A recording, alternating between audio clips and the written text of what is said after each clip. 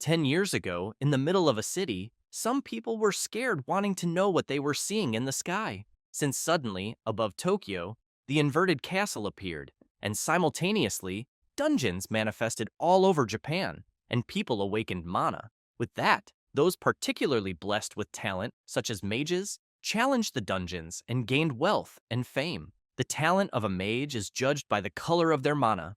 Normally, they show aptitude for a single color, but rarely bearers of two colors appear. For example, the younger brother of the MC, and this guy called Kurosaki Kai, is a bearer of two colors, blue and red, and at the moment, he is facing a demonic creature that then begins to unleash its power, and Kurosaki Kai gets excited realizing that the demon will not run away. Thus, the creature charges at the mage, who in turn activates his demonic spear skill and throws it at the demon, which, having no way to dodge, is hit directly. After the beast falls to the ground, Kurosaki Kai goes to the monster and picks up the drop it left. Meanwhile, someone is standing in a corner lost in thought, and Kai throws the drop on his head and asks him to be more attentive. As he approaches, he tells the guy to pick up the drop quickly. Kurosaki Kai is also called the Purple King and is at level 89, being one of the strongest mages. Meanwhile, the guy who is with the mage thinks that he, the older brother of the Purple King,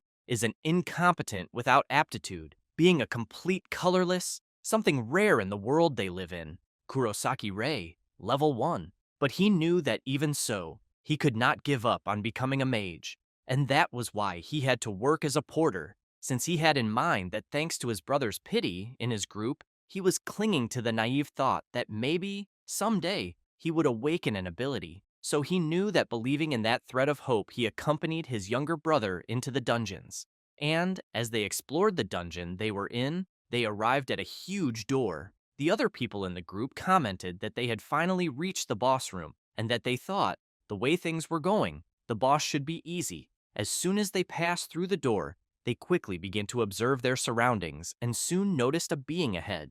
It was Kronos, the god of time and space, of unknown level. Kai, without paying any attention, got excited saying that the boss did not seem like much, then prepared his Demoni Mortis skill, and then launched it at the boss, who in turn took something from a subspace and easily, with the sword he picked up, managed to completely repel the Purple King's attack. And worse, Kronos did not show any reaction when doing this, which left Kai very frightened, not understanding how his attack was so easily repelled. Then, Kronos releases an intense pressure with his gaze, and Kai feels this incredible pressure and is terrified. Unable to do anything, he is hit directly by an attack from the boss. His friends, at the same time, are horrified to realize that the incredible Purple King was easily defeated by a single attack. Rei, seeing his younger brother being eliminated, begins to panic, trying to understand what is happening. Then, he looks back, and, observing Kronos, questions whether the Purple King was really defeated. The others start running from the boss room in great fear, but they are also attacked and eliminated. Kurosaki Rei falls to the ground, unable to believe what he is witnessing. Kronos calls out to the MC, laughs, and wants to know if he is not a complete colorless. Rei clenches his fist tightly and thinks that it is not over yet because he has achieved nothing. Then he grabs his sword, and while standing up trembling all over, he thinks that he still cannot die. Kronos, with his overwhelming presence, comments that he found it very interesting that a nobody dared to face him, even being a colorless. Rei tries to remain calm and keeps thinking that he cannot give up there. However, the boss does not care and prepares his attacks.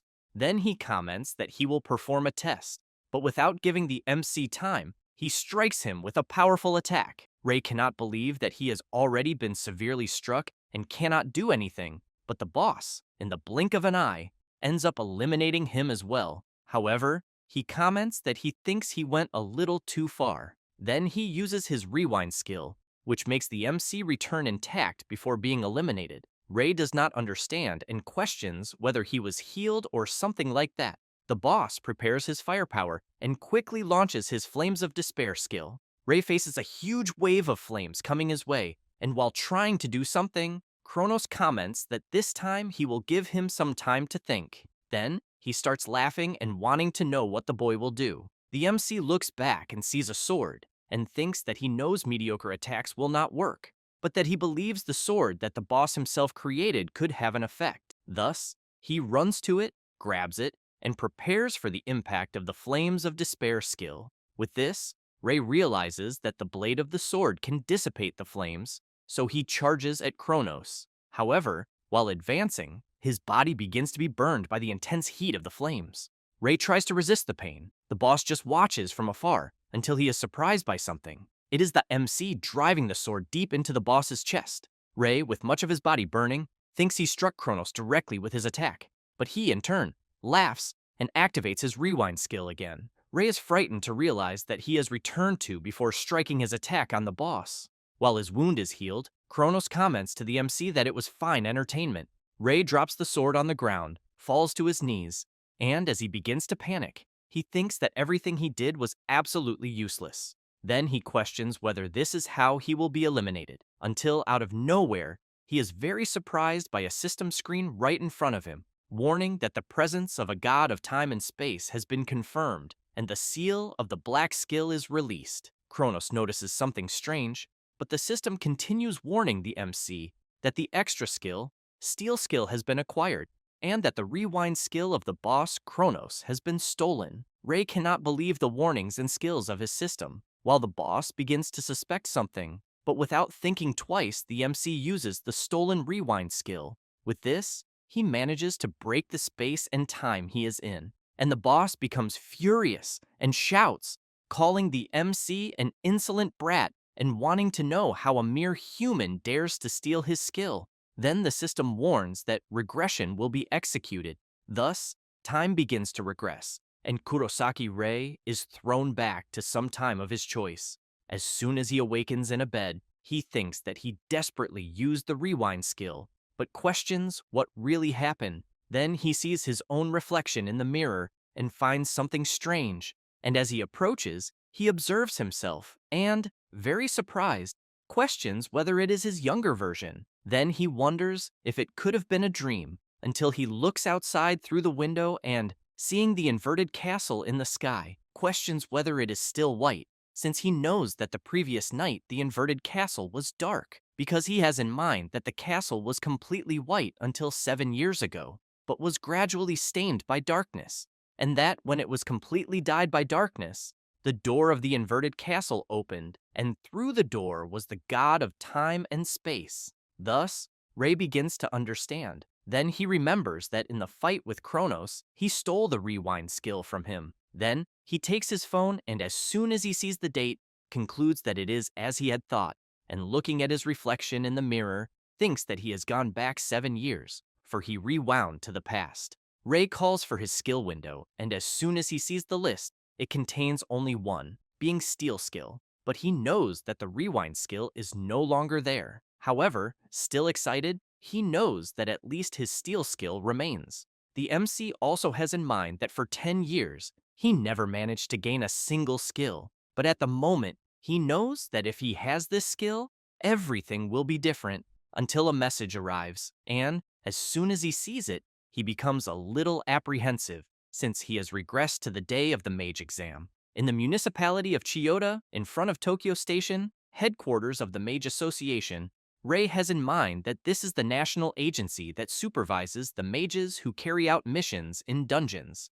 And as soon as he enters it, looking around, he realizes that the agency looks brand new, since there is a 7-year difference. And so he thinks it makes perfect sense, until someone approaches calling him colorless and wanting to know what he is doing there. They are Oik and Goto. Ray thinks that he knows these guys are his brother's lackeys. Goto hugs the MC and asks if he is going to take the exam again, while Oik makes it clear that no matter how many times the MC takes that test, a colorless will always be a nobody. Ray thinks they are right, since he knows this is not the first time he has taken the mage exam. And as he was unable to give up on becoming a mage, he kept taking the exam again and again, even knowing it might be useless. Thus, he forcefully removes Goto's hand and asks them to stop bothering him.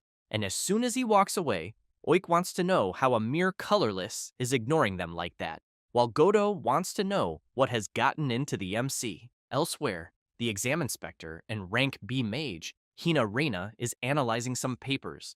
and as soon as she sees a certain person, she wants to know if he is there again. Then she takes a deep breath and makes it clear to the MC that even if it is just an exam, she thinks he may end up dying one day. Ray laughs and comments that this time everything will work out. As soon as they enter the exam site, the inspector wants to know if he really will not want her to explain the details. He keeps looking at the portal entrance and replies yes. As soon as he passes through it, he thinks that he needs to collect 3 magic stones from goblins to pass, and that normally, for someone who has awakened an ability, it would be a piece of cake. Then, he thinks this will end once and for all. It does not take long for a sinister creature to begin to approach. Ray reflects that, with an incident that also happened in the future, he knows that the appearance of a monster that should not be in a level 1 dungeon, since he is facing a Red Hood goblin of level 37. Hinata cannot believe it and screams, wanting to know why a level 37 monster would be there. Thus, she equips her sword and, while charging at the creature, yells for the MC to run. Frightened, Ray thinks not, because the level difference is far too great, since he has in mind that in the world before rewinding, Inspector Hinata could not win against the Red Hood. Thus, she begins to have difficulty defending the creature's attacks, and, as soon as she realizes she cannot continue defending, she becomes frightened. Soon, the Red Hood goblin manages to break her defense and throws her far away. Ray keeps thinking that before, she fought to buy time for him to escape, and that, because of this, she was so injured she had to retire as a mage. Thus, Ray thinks it was his fault, that because of his own incompetence, Inspector Hinata's career was ruined. However, he becomes serious, and, while the Red Hood comes his way, prepares himself, and thinks that this time will be different. Then, he throws his dagger and thinks that he knows that the Red Hood goblin has a skill that increases physical capacity, and as soon as the creature blocks his attack, he thinks it is because it is so strong that ordinary attacks have no effect. Thus, he jumps and delivers a punch right in the middle of the Red Hood's face. Then, he hopes it worked, but the creature becomes even more furious and prepares its attack. However, the Red Hood feels something strange and becomes confused, trying to understand what happened. At that moment, a system notification appears, informing the MC that he has stolen the body enhancement skill from the Red Hood, and that now his physical capacity has increased. Then he observes the Red Hood, and right after strikes it, and as soon as he eliminates it, he comments that now that he has stolen its skill, he thinks it is nothing more than a worthless piece of meat.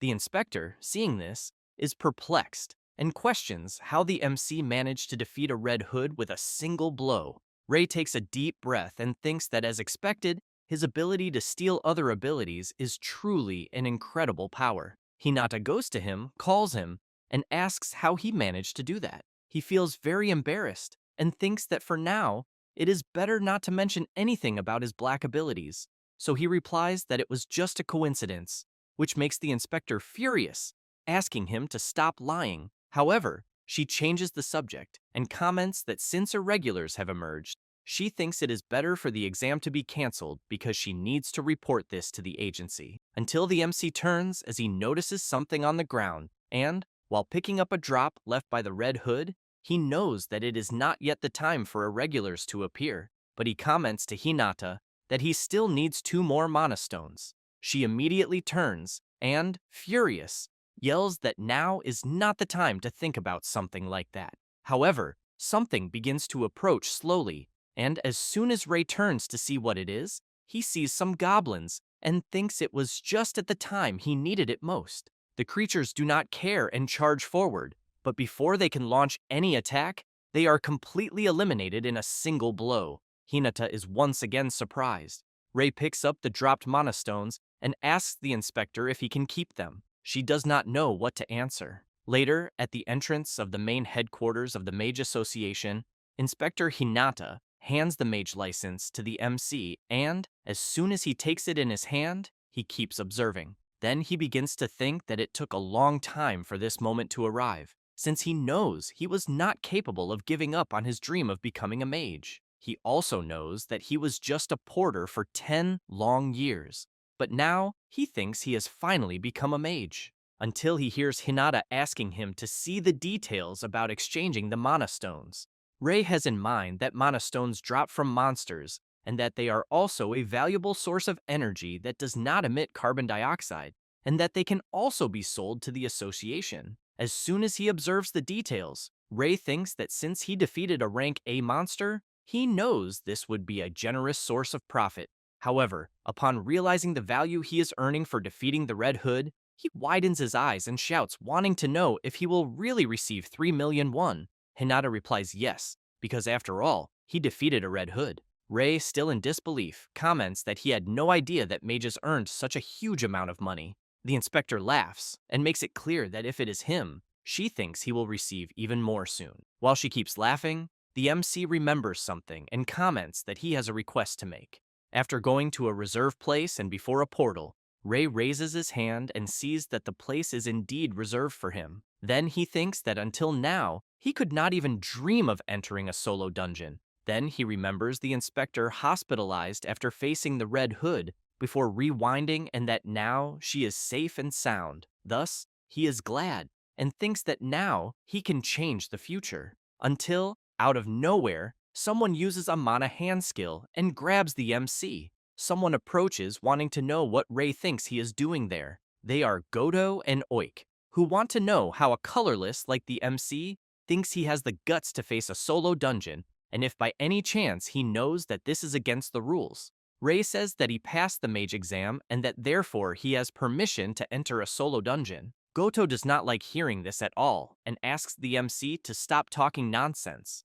Oik, however, grabs Ray's head and, furious, demands that he show his abilities then. Ray, while channeling his power, thinks that Oik's ability is one that compresses mana into physical form, being the mana hand, and that is why he knows that the extreme body enhancement he stole from the Red Hood will not be enough to get rid of it. However, he thinks of something, plants his foot firmly on the ground, and jumps, headbutting Oik right in the face, injuring his nose badly. Then the system informs that the MC managed to steal the mana hand ability, and that, because of this, the enemy's mana hand was deactivated. While the magic is dissipated, both Oik and Goto keep trying to understand what the hell is happening. Without hesitation, Ray activates his stolen mana hand technique and grabs Oik with full force. He begins to sweat cold and in disbelief asks the MC if he really awakened abilities. Goto takes advantage of Ray being occupied and charges forward, saying that he should not think of getting excited over so little, and as he approaches, he prepares his fireball. Ray activates his extreme body enhancement ability and completely dissipates Goto's fireball attack. He cannot believe that his attack was so easily dissipated. The MC takes advantage of the opening and charges with full force, landing a punch on Goto and throwing him hard against the wall. Oik is even more surprised to see that the MC also obtained body enhancement. Thus, the two keep watching Ray unleashing his incredible power and ask if he could really be a two-colored mage. The MC takes a deep breath and replies no, and, while channeling a new power into his hand, the system notifies that he has stolen Goto's fireball ability. With that, Ray, while holding his fireball, makes it clear to both of them that they forgot to mention one more ability. Goto cannot believe that the MC apparently possesses a third color, as he has never heard of such a thing. Ray prepares his attack and then launches it at his opponent, who has to jump to the side to avoid being hit. At that moment, Oik realizes that the mana hand skill that was restraining him has been undone. The MC, while preparing his fireball skill again, wants to know if they still want to continue the fight. Oik and Goto look at each other for a brief moment and then run away, screaming and begging the MC to forgive them. Ray breathes a sigh of relief and thinks that if his brother finds out about this, it will not end well, as he has always been treated like his brother's little dog. Then he thinks that if Kai discovers that he awakened a skill, he will surely come after him, especially since his brother has already reached level 50, making him one of the strongest of the modern era. However, he also knows that Kai is not the only one he needs to be careful with, as soon a certain dungeon will be unlocked. Thus, he stands before the dungeon entrance and concludes that for now, he needs to raise his level by any means possible. And as he enters the portal, he thinks that he knows that level is the basis of strength, and that leveling up allows one to learn skills and increase mana capacity. However, he reflects that more important than that is the amount of mana one can control. Then, out of nowhere, an explosion happens right in front of him, and a level 38 flame mage appears. Ray, while preparing his fireball, knows he can barely control it. The flame mage prepares his skill, and the MC thinks that the difference in level makes a huge impact even when it comes to the same technique. Without giving Ray time to think of a strategy, the flame mage launches his fireballs. Ray also attacks, and some of the attacks collide, but others head toward him, so he jumps to avoid being hit, and as soon as he positions himself, he thinks that he cannot win in a head-on fight. But something comes to his mind, and then he jumps, and while going toward the flame mage, he thinks that no matter how high his level is, there is one thing that never changes, which is that after someone uses a skill, there will always be an opening. Therefore, he uses body reinforcement and thinks that he will only have 2 seconds, since his opponent will be defenseless. With that, he delivers a powerful punch right in the flame mage's face and sends him flying far away. The system notifies the MC that he has successfully stolen the fireball skill. As soon as the flame mage hits the ground, he quickly stands up and tries to prepare his skill again, but becomes confused when he realizes he cannot use it. Ray, while preparing his skill, thinks that he knows that once he steals an opponent's skill, they cannot use it for a brief moment and become less intimidating. Thus, without wasting time, he unleashes his new fireball skill on the creature, and it is engulfed in a powerful wave of flames. Ray looks to the side and sees more notifications from his system, informing him that he has leveled up 4 times. He then concludes that defeating monsters at a higher level than his own grants more experience, but normally defeating stronger monsters is a difficult task. With skill stealing, he believes everything will become easier. Then the system notifies him that the MC has advanced to level 12. Ray clenches his fist tightly and, looking at a passage, thinks that for now he will focus on reaching level 30. Thus, he begins battling monsters, going from one to another and always leveling up until he pauses for a moment and thinks that he has managed to level up at an incredible speed. However, he is still at level 27. Then he thinks that this was already expected, as leveling up gradually becomes more difficult, and if he wants to reach level 30, he knows he must defeat higher level monsters. After some time walking through the dungeon, Ray reaches the deepest part and stands before the boss room entrance. With that, he thinks that the boss in front of him is the perfect opponent for this. As soon as he opens the door and enters, he sees the boss waiting for him. It is the level 45 skeleton demon along with its level 30 imps. Ray gets ready for battle and thinks that all the monsters are higher level and that if he steals their techniques, he might have a chance to win. Not wanting to waste time, he immediately charges at the boss, jumps, and prepares his punch with body reinforcement. But as soon as he strikes, the boss blocks the attack with a barrier. Ray is very surprised and quickly jumps back. Then he thinks that this was already expected because it will not be easy to get close to the boss, since he knows that mana barrier is in the way and that using skill stealing will be useless. However, the skeleton demon becomes furious, lets out a piercing roar, and with incredible speed gets very close to the MC, who in turn has to dodge at the last moment from the creature's attack. He then thinks that he will have no choice but to use what he is thinking. Ray notices that the imps are coming at him as well, so he jumps and delivers a punch to one of them. With that, he activates skill stealing and steals Ice Stake. Ray prepares his fireball and launches it at another imp, and as soon as he sees another coming his way, he prepares the Ice Stake and throws it, completely impaling the imp. Ray lands back on the ground, but the skeleton demon uses his skill and summons more imps. Ray thinks that the boss will summon these creatures whenever he wants, and, while seeing one of them coming toward him, thinks that normally this would be quite problematic, but he knows it will be very convenient, so he confidently charges forward and eliminates the imp. With that, the system notifies him that he leveled up to 28. Ray has in mind that if the boss keeps doing this, he will have an infinite source of experience, until he notices another notification from his system, informing him that the MC's mana mastery has reached the required point, and because of this, the synthesis skill has been unlocked. At this moment, the skeleton demon loses his composure and starts screaming loudly. Ray prepares his Ice Stake again along with his fireball, and then activates his synthesis skill and begins to fuse the two skills. Then he jumps and goes all out at the boss while using the Fire Spear skill. The skeleton demon uses the mana barrier, resulting in a powerful clash between the two skills. but the boss's mana barrier begins to crack, and soon after the MC manages to break it. He then uses his body enhancement skill and delivers a powerful punch right to the skeleton demon's face. While the boss is dazed from the blow, Ray thinks that the enhancements protecting the boss are gone, and without thinking twice delivers his fire spear strike, completely burning the boss, who then drops a mana stone, and the system notifies that the MC leveled up several times, reaching level 33. Ray breathes a sigh of relief and thinks about his synthesis skill, which is an advanced technique that combines skills to create even stronger ones, and that it becomes usable around level 30. Thus, after picking up the drop left by the boss, he sits on the ground and thinks that he had his doubts about whether he could defeat his opponent, so he feels very relieved thinking that in the end everything worked out, until he is surprised to see a system notification informing him that the required level was reached and that the limit of skills acquired through skill stealing increased, and now the available skill slots have increased to 5. Ray is happy thinking that now things will become even more convenient.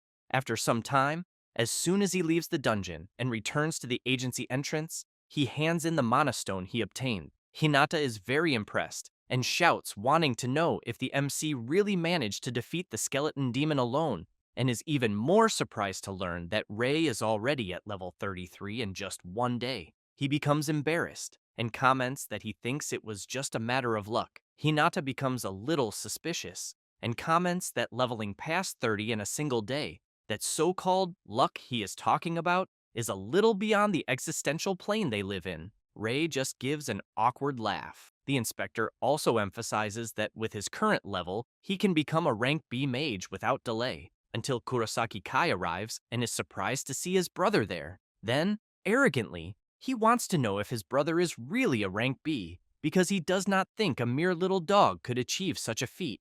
Ray does not like hearing this from his brother at all. Then Kai tells the inspector that Ray is not capable of using a single skill since he is a complete colorless. Therefore, he wants to know if she is really saying that his brother is now a rank B. Hinata replies no, but says that Ray was able to defeat a red hood and the skeleton demon alone. Kai does not like hearing this very much, and soon gives his brother a nasty look. With a sinister gaze, he wants to know if it is really true. Then he prepares his powerful punch, and an explosion happens at the agency entrance, leaving the people around very frightened. Kai's punch was blocked by his brother's mana barrier, who in turn laughs and tells him he needs to be more careful. Hinata shouts to get Kai's attention and tells him to stop causing trouble. He, in turn, tells Ray that it seems real that he has awakened his skills. The MC replies that yes, and Kai makes it clear that just because he has a skill does not mean his brother can get all excited. Then Kai begins channeling his power and emphasizes that he will see for himself if his brother is really capable. Hinata becomes worried and shouts, wanting to know if Mr. Kurosaki is really planning a fight there. Kai says that if his incompetent brother had reached rank B on his own merit, that would not be a problem. Therefore, he asks Ray if his skills to reach rank B were lies. The MC clenches his fist tightly and thinks that even if he refuses his brother's requests, it will only delay the problem. So he fills himself with confidence and says that he already understands. Kai does not like his brother's attitude and calls him a damn insolent. With that, they go to an arena at the Mage Association Agency, and Ray thinks that when fighting someone stronger, you always need to be cautious of the difference in mana that can be controlled. Kai gets ready for the fight with his brother, and Ray keeps thinking that he cannot let his guard down even for a moment, since he knows that with his level 30, his combo is limited to 3 basic skills. But he knows that Kai is level 50, and his combo capacity must be around 5 skills. So basically, it would be a certain defeat if he only relied on those numbers, and that is precisely why he knows he must reduce that gap somehow. Therefore, he decides to deliver the first strike with his ice stake. Kai wastes no time and prepares his fireballs, and both launch their skills, which collide, and an explosion happens right in the middle of the arena. Kai waits for the dust to settle, but ends up very surprised since he sees his brother coming at him with the body enhancement skill. Then he comments that judging by the yellow color enhancement skill, his brother can only be a 2-color wielder. Ray figures that after his brother's 4th skill, he must have enough mana left for only 1 more, so he prepares his skill synthesis, creates the fire spear, and charges at Kai, who in turn observes his brother's skill and comments about a skill that combines the blue and red colors, and that in the end, Ray might be a three-color mage. However, he gives a sinister smile and launches his fireball skill at his brother, slamming him hard into the ground. Ray is frightened and questions how his synthesized fire spear of two skills lost to a basic skill. Kai, seeing his brother able to use three-color skills, comments that now he understands why his brother was so excited, but makes it clear that he is on a very different level compared to him. Then he prepares his fireball again and shouts, telling Ray to start dancing. Therefore, he launches several fireballs at him, who in turn has to run to the side to avoid being hit by the fireballs. But while running, he prepares his fire spear again and throws it. Kai prepares his fireball and launches it against his brother's skill. His fireball manages to neutralize Ray's and goes straight at him. The MC is forced to quickly use his mana barrier, but Kai's fireball is stronger and manages to break the barrier, throwing Ray hard to the ground. Kai just laughs, seeing that his brother is having difficulties, while Ray starts to get nervous, until Kai makes a sign with his finger asking his brother to bow his head, as that way he could forgive what he did. Then he shouts, ordering Ray to ask to be forgiven for being so showy. The MC, sweating cold, thinks that he cannot defeat his brother with his skills and limited mana capacity, and remembering how it was before, thinks that it is better to give up and questions if he will really continue living his life as his brother's dog, until he stands up and, full of confidence, shouts, saying that he will not do it.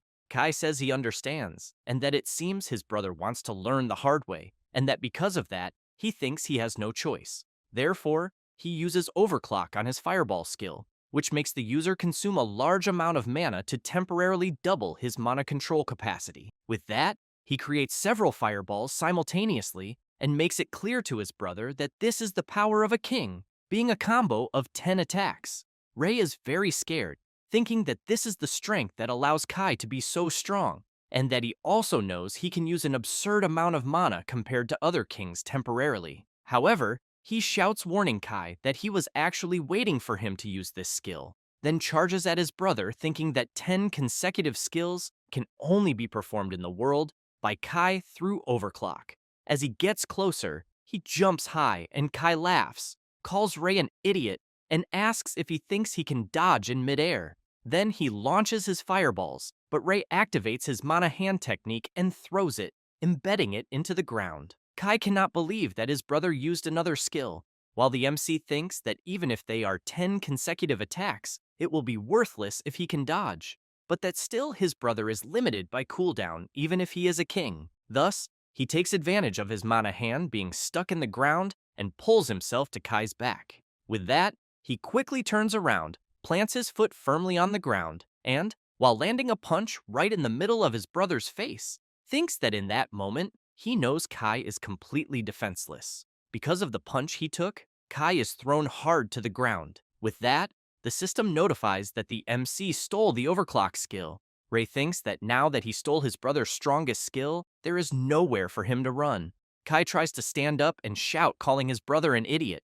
Ray is a little surprised and questions if he will really continue fighting. Kai becomes enraged with his brother and makes it clear that he will eliminate him, then creates his ice stake, combines it with the flames of the fireball, and creates his demonic spear skill. Ray cannot believe it, thinking that it is the strongest purple skill, and questions if his brother has already learned such a technique at this point. But he knows he has no time to think about it, since a powerful attack is coming his way. So he jumps to the side at the last second, but Kai does not care and prepares 2 more demonic spears. Ray, seeing this, thinks that he landed a hit because his brother underestimated him, but as soon as the Purple King gets serious, he knows that his brother becomes something beyond his reach. Thus, he has to quickly jump back to avoid being brutally hit by the demonic spear skill, but he does not realize that he has reached the edge of the arena and is cornered against the wall. Kai makes it clear to his brother that he has not reached his limit yet, and asks if Ray knew that.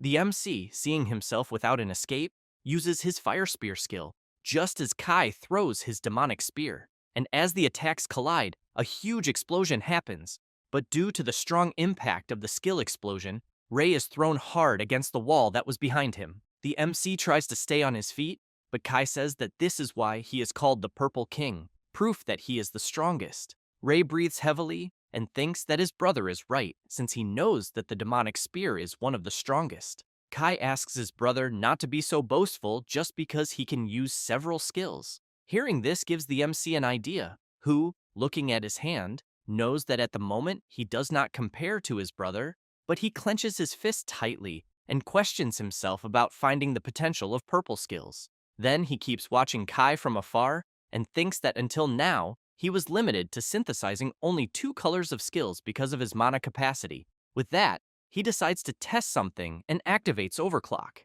the skill stolen from his brother. Kai cannot believe it, seeing Ray using his technique and questions if this is really possible. The MC, while seeing a system screen appear in front of him, thinks that now his mana capacity has doubled. The system notifies that the MC's mana capacity has been increased due to the activation effect of Overclock, and the black synthesis skill has been unlocked. Ray becomes excited to know that he unlocked a new skill at the moment he needed it most. Kai, while preparing his fireball, keeps watching his brother and wonders what he is planning. Ray keeps watching the power flow into his hand, as he has in mind that this is the 3-color synthesis that no one has ever achieved before. Thus, he begins to merge the red skill with the blue, and finally the yellow skill, forming a new dark power, the Abyssal Flame. Kai cannot believe he is seeing a black mana power. Ray thinks that the basic mana colors are blue, red, and yellow, and that he always heard from people that he was not suited for any of these 3 colors,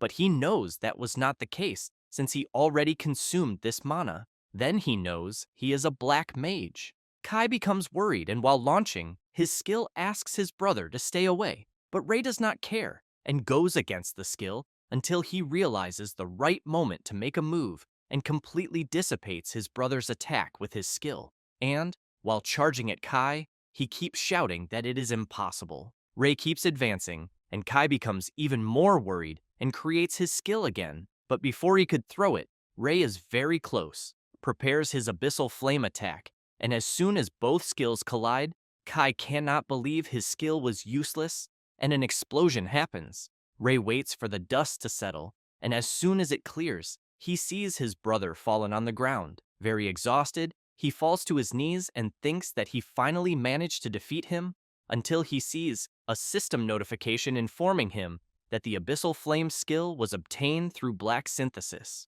Ray keeps thinking about its tremendous power until Inspector Hinata opens the arena room door and immediately wants to know if Ray is okay.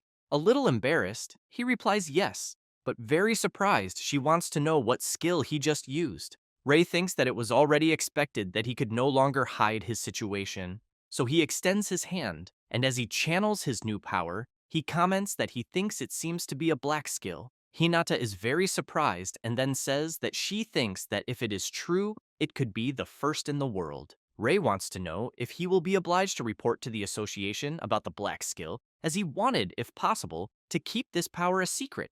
Hinata becomes confused with Ray's request, but emphasizes that this would be the same as losing a great opportunity. Ray also does not understand and asks her to be clearer. Hinata says that the strongest mage of each color receives the title of king, but that, in short, since the MC is the only black mage in the world, he would be considered the Black King. Ray keeps thinking about it, but ends up saying that for now, he thinks he is not interested in that, and thinks that it is not as if his level would suddenly rise just by becoming king, until he looks to the side, and seeing his brother defeated on the ground, wants to know if he will be okay. Hinata says that he is a king, and therefore will recover soon, even with all the injuries.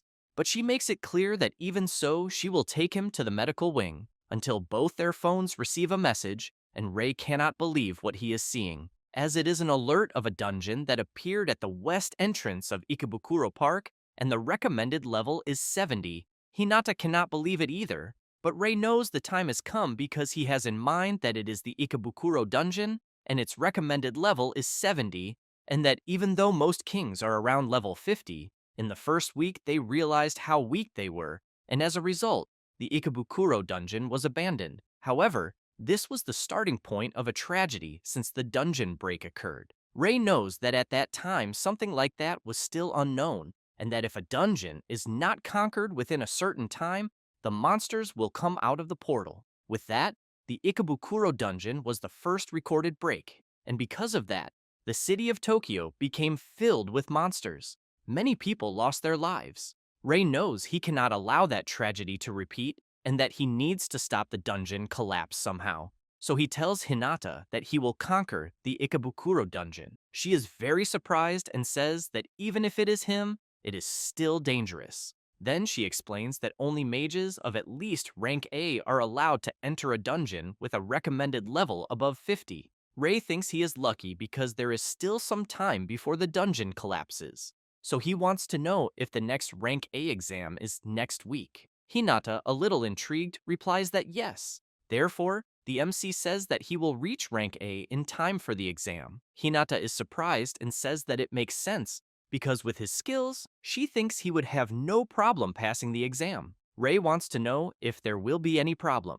Hinata explains that to take a promotion exam for rank A, it is necessary to clear a rank B dungeon in a group first, and that in other words, the MC will need to find a group in 1 week and clear a rank B dungeon. After that, some time passes, and the MC is devastated with no hope at all, since he completely forgot what Inspector Hinata had said about him having to form a group. And as soon as he clicks on the messages on his phone, he sees several people wanting to know why they would join him, a complete colorless. Then he thinks that apparently news about being colorless has already spread. He also knows that he has 1 week to explore an unexplored rank B dungeon, and that he thinks it will most likely be difficult to clear it alone. Therefore, he takes a deep breath and questions what he will do, until he hears someone calling another person. It is a woman with 2 more friends telling another person that she can bet she will make her work hard. The MC watches the 3 speaking rudely to the other and questions what is happening.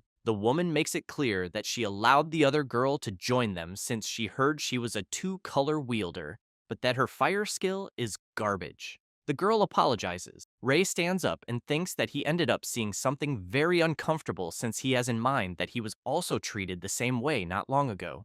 The woman continues being rude, telling the girl named Ichinos that she is dead weight.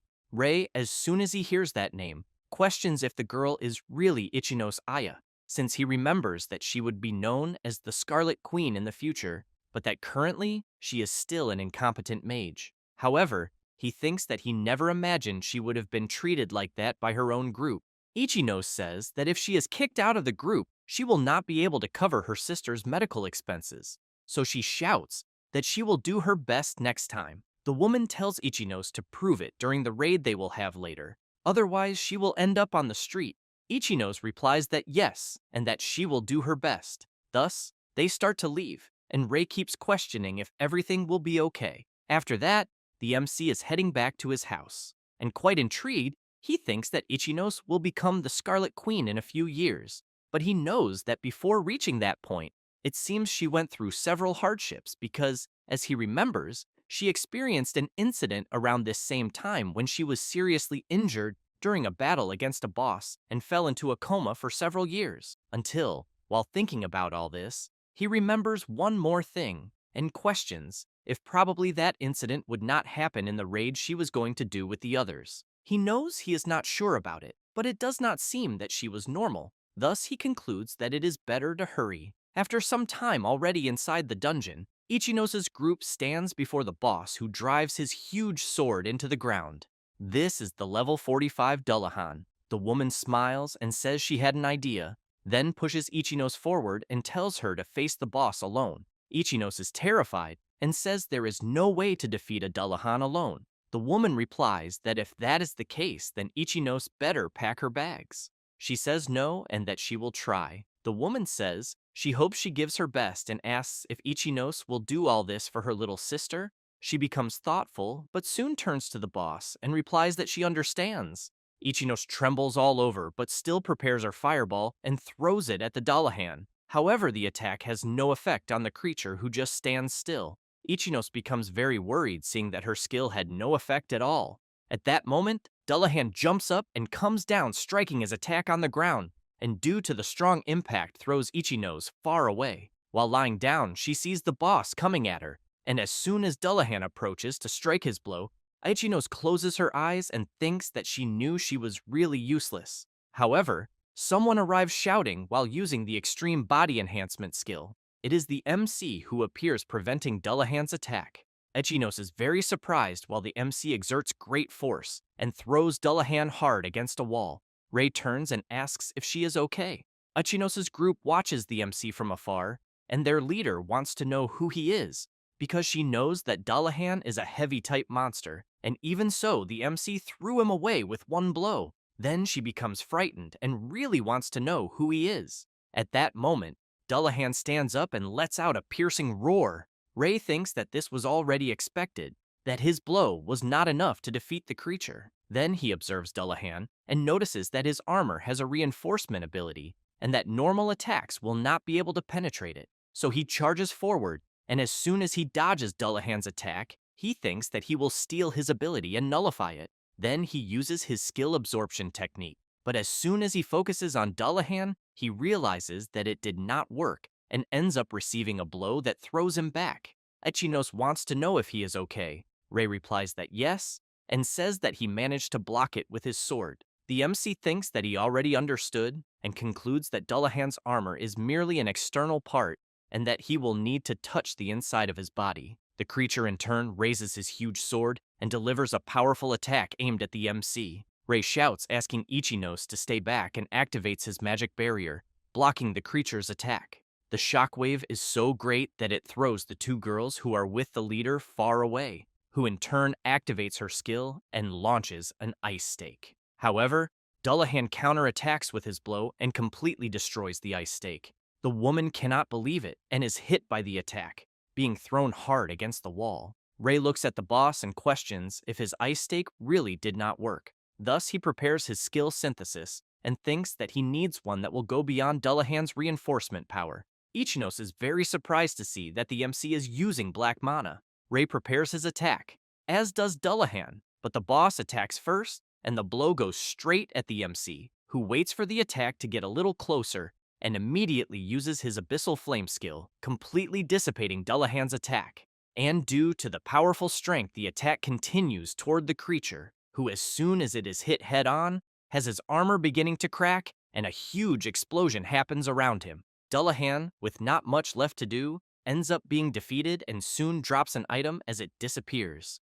Ichinos, very surprised, questions if the MC managed to defeat Dullahan with just a single blow, and, as she observes him, thinks that he is quite amazing. Then she calls him and thanks him for saving her life. Rei says that he is happy to see that she is fine. The MC picks up his drop and, looking at the girl, thinks that he managed to save Ichinos in the end, until the leader of the girls' group stands up and shouts, wanting to know what the hell is going on. Very apprehensive, she thinks that the boy in front of her is really strong, then gives a sinister smile and thinks that the reward should be hers. Therefore, she goes up to the two, asking them to wait, and makes it clear that the reward goes to the person who registered for the dungeon. So she asks the MC to hand over the mana stone. Ichinos asks her to wait and says that the person beside her saved everyone. Rei emphasizes that he does not mind giving her the drop, but in exchange he wants Ichinos to be part of his group, which leaves both her and the group leader confused with the sudden request.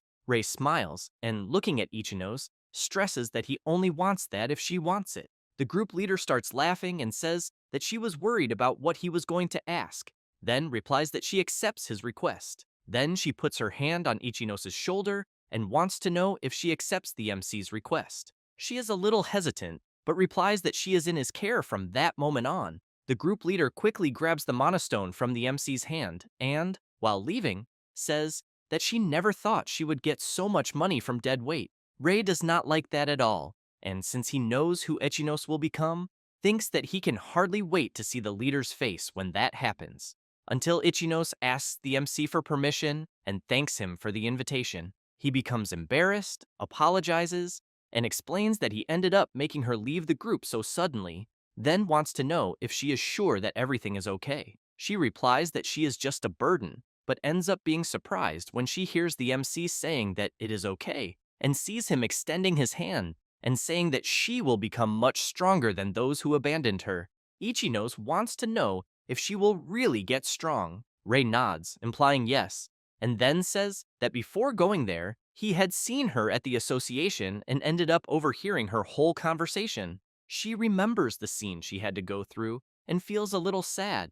The MC notices this and quickly apologizes, but explains that it was by coincidence, although he thinks he can help her. He says this and extends his hand once again. She is a little reluctant, but soon replies that it is okay and that she is under his care. He is happy to know this, and as soon as he takes her hand, he comments that he feels the same. Therefore, the next day they go to the entrance of a dungeon, and while stretching, Ray comments that it is time to conquer a rank B dungeon. Ichinos wants to know if by conquering the dungeon they are going into, they will be able to take the rank A exam. Ray replies that it is exactly that, but emphasizes that it is not just that. He then explains that inside the dungeon they are going into, there is a key that can make her stronger. She is intrigued about the key and thinks that as long as she gets stronger and raises her rank, she should be able to gather money for medical expenses. She then raises her head and calls the MC to move forward. Therefore, both enter the rank B Crystal Cave dungeon, and it does not take long for something to catch Ichinos' attention, who quickly points ahead and asks the MC to look, since they are facing several black wolves. Ray steps forward and asks her to leave it to him. Then Ray uses body enhancement and charges at the creatures in front of him. He lands his first blow on one of the black wolves, and with his incredible speed, keeps eliminating several very quickly. Ichinos is impressed watching the way the MC fights, and thinks that the Isoyama group she was part of was strong. But seeing the way Ray fights, she thinks he is on another level, and by observing him more closely, concludes that they are not even close to Ray. After dealing with the black wolves, they keep walking through the dungeon, and Ray turns and tells her about their objective there, and that he will give her full support.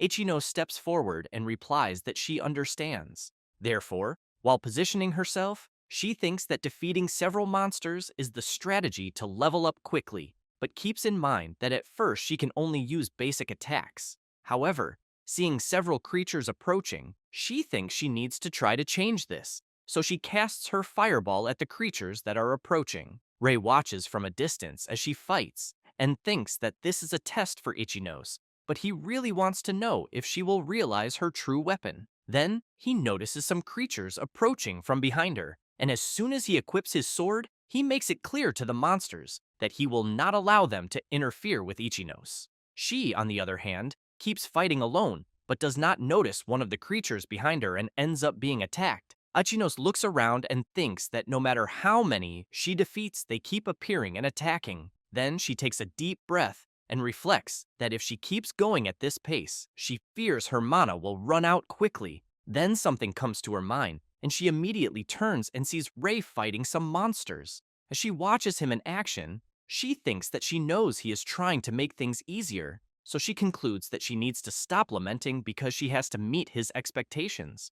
Therefore, she prepares her fireball again and keeps eliminating several monsters whenever she can. In this way, she starts leveling up several times, until while casting her skill, she begins to notice that her mana is not running out. Ray notices this too and thinks that it was already expected since he had in mind that Ichinos was made for long battles, and that her greatest weapon is her amount of mana. At that moment, Ichinos notices a system notification and is very surprised at what it is since the system is notifying that the furnace has been unlocked. After that, it does not take long for them to reach the boss room of the Crystal Cave, and they come across the great level 52 slime. Ray steps forward and charges at the creature, and while striking his attacks, he shouts, asking Ichinos to use the skill she just unlocked. Without hesitation, she uses the furnace and her body is enveloped by an intense flame. She is very surprised to notice this and questions if it really is her power. Then she clenches her fist tightly, and Ray, watching her, thinks that the furnace is a skill that increases the firepower of her abilities in exchange for a high mana cost. Because of that, he has in mind that it is something that suits Ichinos perfectly, who in turn casts her fireball ability intensified by the furnace. And the MC is very impressed with her power and thinks that she is even more incredible since he knows that with her tremendous amount of mana combined with the furnace, with that power, he thinks that Ichinos will definitely become the Scarlet Queen. After defeating the Great Slime, Rei comments to Ichinos that she did a great job. She takes a deep breath and says that she was very surprised to begin with, then laughs and makes it clear that this is all thanks to him. She says this while the MC keeps looking at the damage she caused to the cave wall with her power. After leaving the dungeon, Ichinos comments that they finally completed the condition to participate in the Rank A exam. Rei replies yes, but thinks that finally it is time for his promotion, and that he knows he will achieve it no matter the cost. On the day of the promotion exam for Rank A, Hinata is explaining that first, they will evaluate the combat potential of each one and pair them with someone for a simulated battle. Rei thinks that he is finally at the promotion exam and knows that he needs to pass and become a Rank A mage. While walking through the agency, Rei comments to Ichinos that it is almost time for the exam. She comments that both will do their best. The MC emphasizes that first, it will be a test to evaluate the potential of each one until someone arrives saying that they never imagined that an incompetent like Ichinos would take the exam. She is startled to see who it is. It is Daemon Isoyama and her group. Ichinos immediately wants to know what she wants, but the MC steps forward and makes it clear that his friend would never lose to someone who sends another person alone to the front line. Isoyama does not like that and comments that the MC can say whatever he wants, then turns and emphasizes that unlike having someone like Ichinos, her group has the best members. Therefore, she introduces Aono Yuri and makes it clear that she is someone that neither the MC nor Ichinos will ever be able to defeat. Rei is surprised and questions if it really is Aono Yuri since he has in mind that he remembers hearing that name in his past life, and that there was an occasion where she completed a very difficult dungeon without even realizing it, and that after that, her name became known. While continuing to think that at the moment he believes her ability should still be around Rank A, she quickly approaches, calls the MC, and comments that he seems to be an interesting person. Rei is a little surprised to hear this, and Ichinos notices and immediately wants to know if the MC is finding something strange. Aoonyo, as soon as she hears the name of the MC, is intrigued and wants to know if he is Kurosaki Kai's brother because she heard that the Purple King was defeated by someone. Then, she points her finger at the MC and asks if it was him who defeated the Purple King. While Rei thinks that she knows things, Ichinos cannot believe what she just heard and asks her friend if it is true. But Aono turns saying that she does not care about that and emphasizes that it is not as if the MC would be able to defeat her. Therefore, she leaves saying that there is a rumor circulating about the Purple King and that she thinks maybe he is not even a match in the end. Rei smiles and thinks that Aono is a very intriguing person. After that, already at the training field of the Mage Association Agency, a guy comments that they will evaluate the combat potential of each one using the artificial golem at his side. He then explains that the golem in question is coated with a special stone much stronger than common stones, and that therefore everyone should give their best without fear. That said, he calls Kurosaki Rei to be the first. As soon as the MC approaches, the golem immediately enters battle mode. Rei prepares his fireball, and some people around start laughing, wanting to know if the boy is really going to use fire magic against a golem.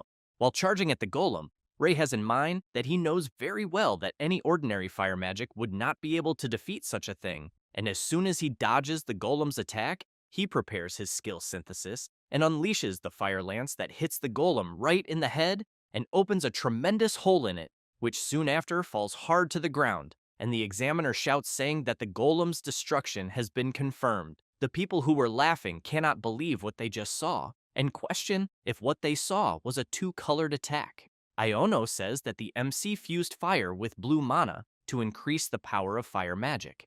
After that, Ichinos is at the mana evaluation, and the examiner asks Ichinos to put her hands on the crystal to assess her mana quantity. Isoyama comments that she should be ashamed of herself. Ichinos, after placing her hand on the device, releases an incredible amount of power throughout her body. Isoyama and the others are left open-mouthed, not believing what they are seeing. Then, Isoyama starts thinking that Ichinos must at least be cheating because she does not think Ichinos could have that tremendous amount of mana. It does not take long for the simulated battle test to begin, and the examiner announces that they will start, thus announcing that the first battle will be between Ichinos and Isoyama. While Ichinos takes a deep breath to focus on the battle, Isoyama is thinking that she will show everyone the fraud that Ichinos is. As soon as the instructor shouts asking them to start, Isoyama wastes no time and casts her ice stake magic. Ichinos waits for the attack to get a little closer, and as soon as she prepares her fireball, she throws it towards the ice stakes,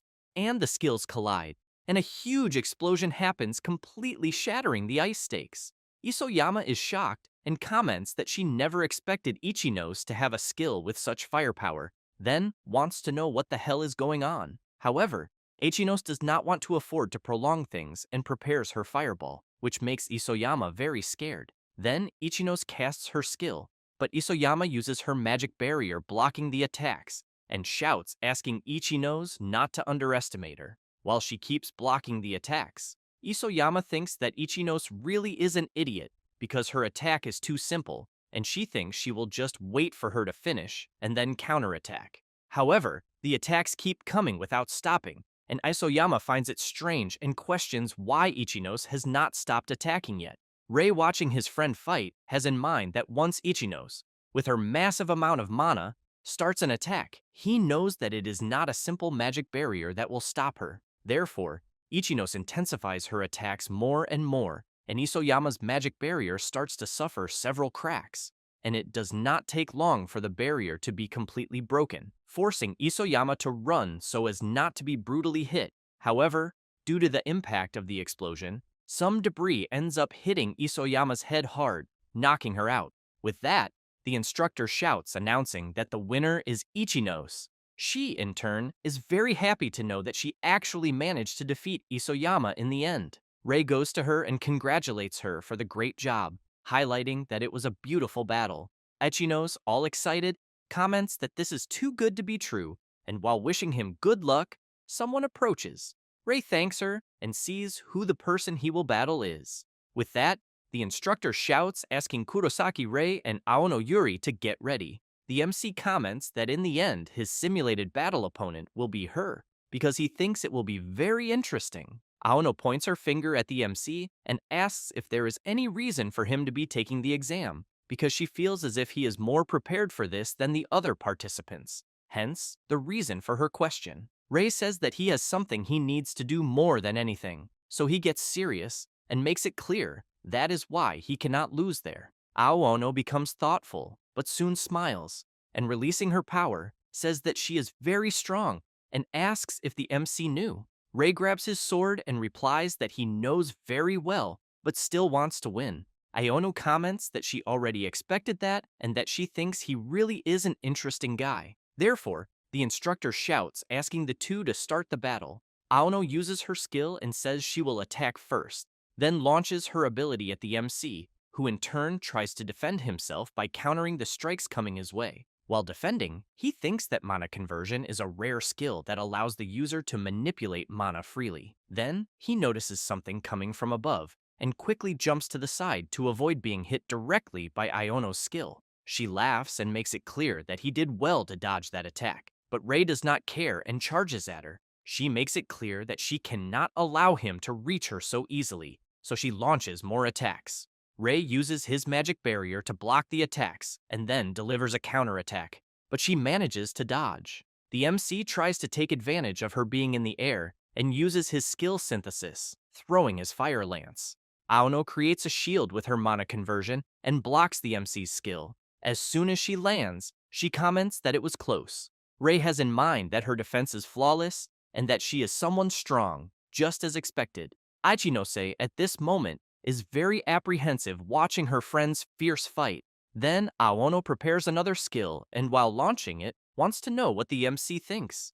Rei has to run to avoid being hit by the attacks and thinks that this really is a problem. Aono wants to know if Rei really thinks he will defeat her by running from side to side, then fires her skill again in his direction and shouts that it is checkmate.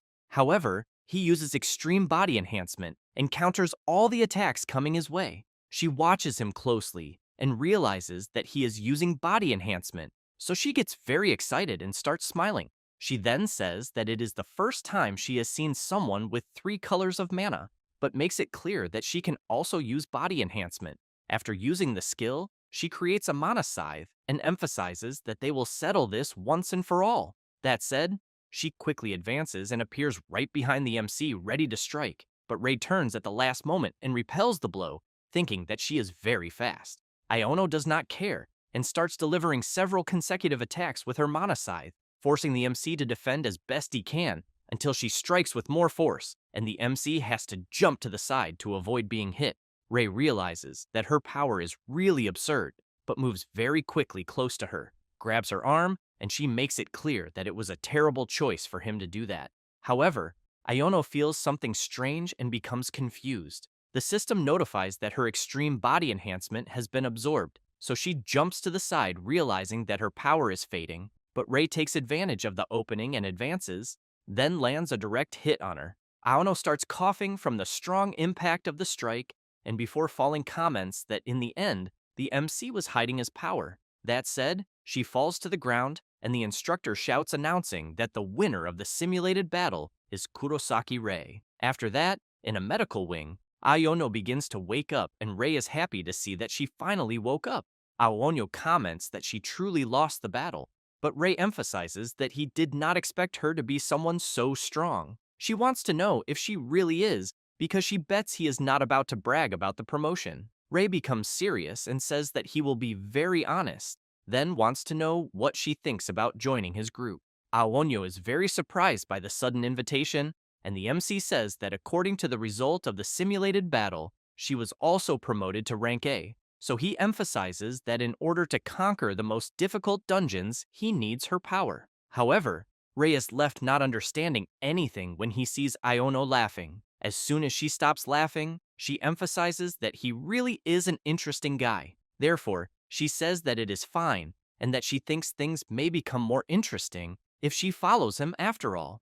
And as soon as they both take each other's hands, she makes it clear that she is under his care. Then, suddenly, a strong tremor happens. Ichinos, very frightened, wants to know if it could be an earthquake. Rei looks outside, and very scared, questions if it could be what he thinks it is. Meanwhile, Kronos, the god of time and space, is completely sealed, but he smiles and thinks that the time is finally near. Back where the MC is, as soon as the tremor stops, Ichinos wants to know if it really ended. Rei keeps thinking about the earthquake he just felt, and remembers that in his previous world, there were many earthquakes before the collapse of the Ikebukuro dungeon, and that basically he knows that at the moment they are reaching the time limit. Besides that, he has in mind that the difficulty of the Ikebukuro dungeon is unprecedented in the era he is in. Therefore, he tells the two that he has something to say to them. After telling everything he knows, Ichinos is very surprised and wants to know if he is really serious about wanting to conquer the Ikebukuro dungeon, since she knows that it is the hardest dungeon on the Japanese peninsula, and therefore wants to know if, even so, they need to conquer it with just the three of them. Aonyo wants to know if the MC is suggesting this because of the previous earthquake. He becomes serious, replies yes, and explains that he has a bad feeling about it, since there have been many reports lately about the appearance of irregular monsters, and also thinks that it seems like a prelude to something threatening. Iono makes it clear that she is fine with any situation that the MC decides to face, and also thinks that it is an interesting place to go after all. Ichinos fills herself with confidence and promises that she will try her best not to be a burden to anyone. Rei breathes relieved and then thanks the two and says that they will conquer the Ikebukuro dungeon. The next day, at the reception of the Mage Association agency, someone arrives calling Inspector Hinata and saying that they have a favor to ask. It is the MC and his group, and Rei says that they want to conquer the Ikebukuro dungeon. After that, already in front of the dungeon, Iono says that she is really excited to know that she will have to face a super difficult dungeon with a recommended level above 70. Ichino suggests that if possible, it would be better if they could work together with other mages. Rei says that this cannot be done since they do not have any rank A mage who can be dispatched immediately. Then he emphasizes that it would be nice if someone named Oikawa were there. The MC has in mind that before his regression, Oikawa was known as the highest ranked in Japan, and that he thinks this person should be a great help at such a moment, since he has in mind that if the dungeon collapse happens again, the god of space and time, Kronos, will appear, and precisely because of that, he needs to prevent such an event. Therefore, he calls the two to go right away. but Iono raises her hand and says that before that she has a favor to ask. Then she wants to know if the MC can also call her by her first name, since she thinks him using her last name is too formal. Ichinos thinks the same and asks the MC to think about it. Then Ichino smiles and wants to know if in the end they are not all friends. Rei likes to hear that and comments that she is right. Therefore, he calls Aya and Yuri to conquer the Ikebukuro dungeon. As soon as they enter, Rei notices something ahead and sees a level 71 skull demon, which does not take long to notice their presence there. The MC, while preparing himself, thinks that it is a boss monster in other dungeons, but that there the skull demon appears as if it were other normal monsters. Then he calls Aya and Yuri. The two immediately shout that they are ready. Therefore, while the three charge at the creature, it creates a mana barrier. Rei, while using his skill synthesis, thinks that they need to destroy the mana barrier first. So he casts his fire lance and realizes that a single hit is not enough to destroy the barrier, but then shouts asking the two to act. Therefore, he jumps to the side while Yuri and Aya prepare their skills. And as soon as they clash with the skull demon's barrier, they finally manage to break it. Rei runs to take advantage of the opportunity and strikes the demon, defeating it and making it drop a mana stone. The MC is happy that they defeated the first creature of the dungeon, then goes to his friends and says that they had great timing. Yuri comments that she has been wondering this since the fight the two of them had, so she wants to know how the MC can use so many skills. He is a little surprised by the sudden question, but ends up saying that he has a skill called Skill Steal. They are a little confused and ask him to be clearer. Rei says that just by touching his opponent, he is able to steal another person's skill. Yuri remembers when they were fighting and thinks that was what happened that day. While the MC says that he already returned the skill to Yuri, Aya is impressed and questions if Rei can really do that, since she knows that although she was surprised when he mentioned the plan to conquer the Ikebukuro dungeon, now she understands better. At that moment, Rei calls the two to continue moving forward. Aya thinks that as long as Rei is there, she believes they will be fine, and that she is sure she will not be a burden to them. After that, the MC keeps defeating some creatures, as do Yuri and Aya. It does not take long for them to reach the boss room. Aya, a little apprehensive, comments that the rumble of the ground is getting louder and that she knows a boss monster is strong, but wants to know if they will really be fine. Rei says that everyone's level there went up while they were on their way to the boss, and that is why he thinks it should be possible. Aya comments that she thinks he is right, but stands still for a brief moment, thinking that she knows it is true that Rei is getting stronger after each fight and that Yuri is also getting used to fighting, and because of that, she knows that at least she needs to support them. Then suddenly, something crashes hard on the ground right behind Aya. Rei and Yuri turn around scared, and something quickly goes toward Aya, who with nothing much she can do is grabbed by something and taken away from her friends who are left shouting in concern for her. What took Aya is the enormous boss of the Ikebukuro dungeon, the level 89 Reaper. The MC is very scared, thinking that he knows the boss should not be able to leave its own room, so he questions what the hell is going on. Meanwhile, in the place where Kronos is sealed, he only laughs. Yuri wants to know if the MC thinks what is happening really is something bad. He says that it is true that the situation is critical, but shouts that despite everything, they will have to save Aya no matter what happens. Meanwhile, in the domain where the god of time and space is imprisoned, he says that apparently the monsters have been released, and that he knows this is the limit of what he can do with his current power. So he hopes the MC becomes the first victim of the grand opening. Rei shouts, wanting to know if his friend is all right. Imprisoned, she tries to answer that somehow she is, but she thinks that although she can block, she cannot escape, and that she did not want to be dead weight for her friends.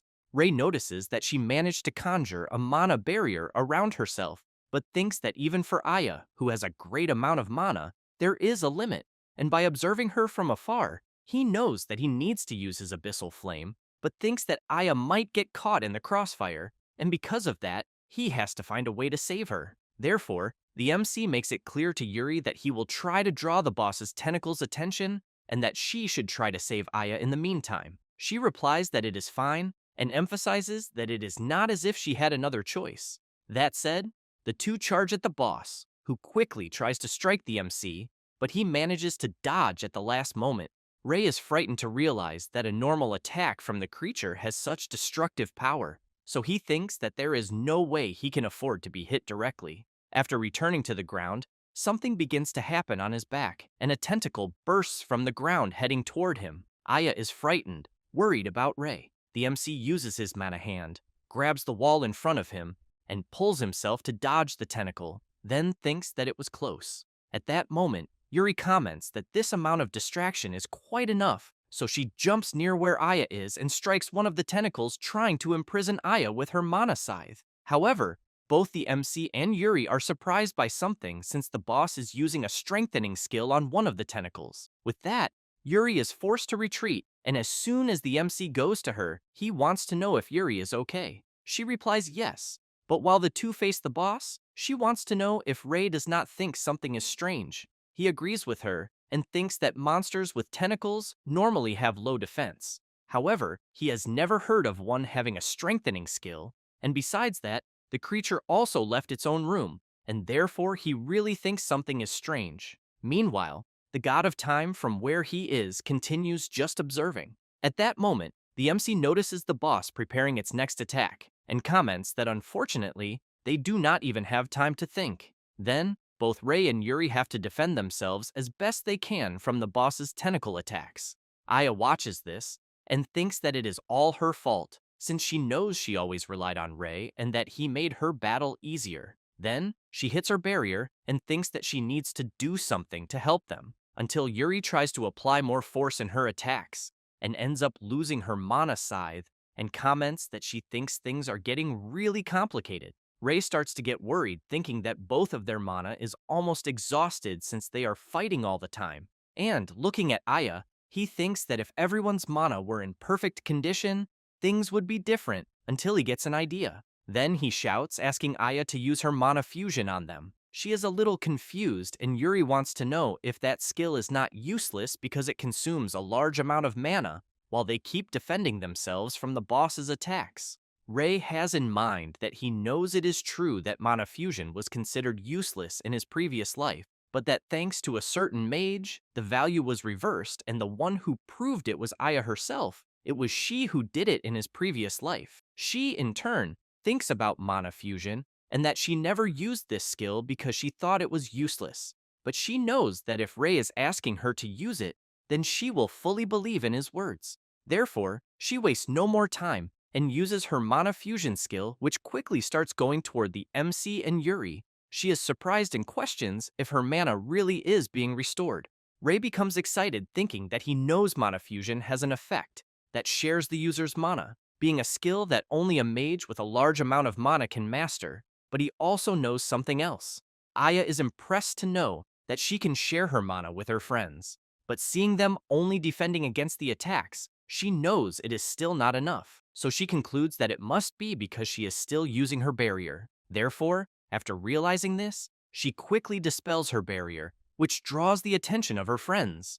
Ray is very frightened, wanting to know why Aya dispelled the mana barrier. Then she is immediately grabbed by the boss's tentacles, but while still trying to resist, she uses her furnace skill, which quickly amplifies the powers of her mana fusion skill on her friends. Ray shouts, worried about his friend, but Aya, almost without strength, says that she will leave the rest to them, and as soon as she is completely wrapped by the boss's tentacles, Ray becomes serious, calls Yuri, and without saying another word, both charge with everything at the creature. Yuri has in mind that Aya showed such dedication, and that is why she will have to do the same, while the MC thanks his friend for granting them more strength. Therefore, the two go straight to where Aya is being held by the tentacles, and with both of their powers replenished, they easily cut through the boss's tentacles as if they were nothing. With that, Ray shouts that now they can simply forge the path they want. Ray keeps clearing the way toward Aya and, while doing so, thinks that thanks to her, who recovered everyone's mana, they can now pierce the enemy's defense with the skill enhancement. Then he calls Yuri and says they will save Aya with the next boost. However, she is already almost out of strength and still completely trapped. Ray continues moving toward her, but struggles to advance because of the boss's tentacles, and is forced to retreat briefly. He thinks that at the current pace, he fears they won't reach her. Then Yuri releases her power, calls out to the MC, and makes it clear that she will open a path for him. With that said, she begins shaping her ability and creates a staircase toward Aya. Without hesitation, Rei starts running and thanks Yuri for the beautiful move she made. But still, the boss refuses to allow the MC's advance and keeps using his tentacles. This time, though, Rei activates his body coating and dashes forward at high speed, cutting through the tentacles as if they were nothing. Once he reaches his friend, he picks her up in his arms and jumps away. Rei looks back to see if the boss will make any move while he's in the air, but upon seeing that he didn't, he lands with Aya and asks if she's okay. Aya laughs and says she already expected that from the MC. Rei is happy to see she's fine. Yuri goes to Aya and thanks her for saving everyone by restoring their mana. Yuri also remarks that she is very brave. Aya smiles and thanks Yuri, but then turns to the boss and says she doesn't think they're done yet. Rei agrees and emphasizes that the boss's body still remains. At that moment, something strange starts happening with the severed tentacles, and suddenly they all regenerate, launching rapidly toward the MC's group, forcing them to jump back to avoid being hit.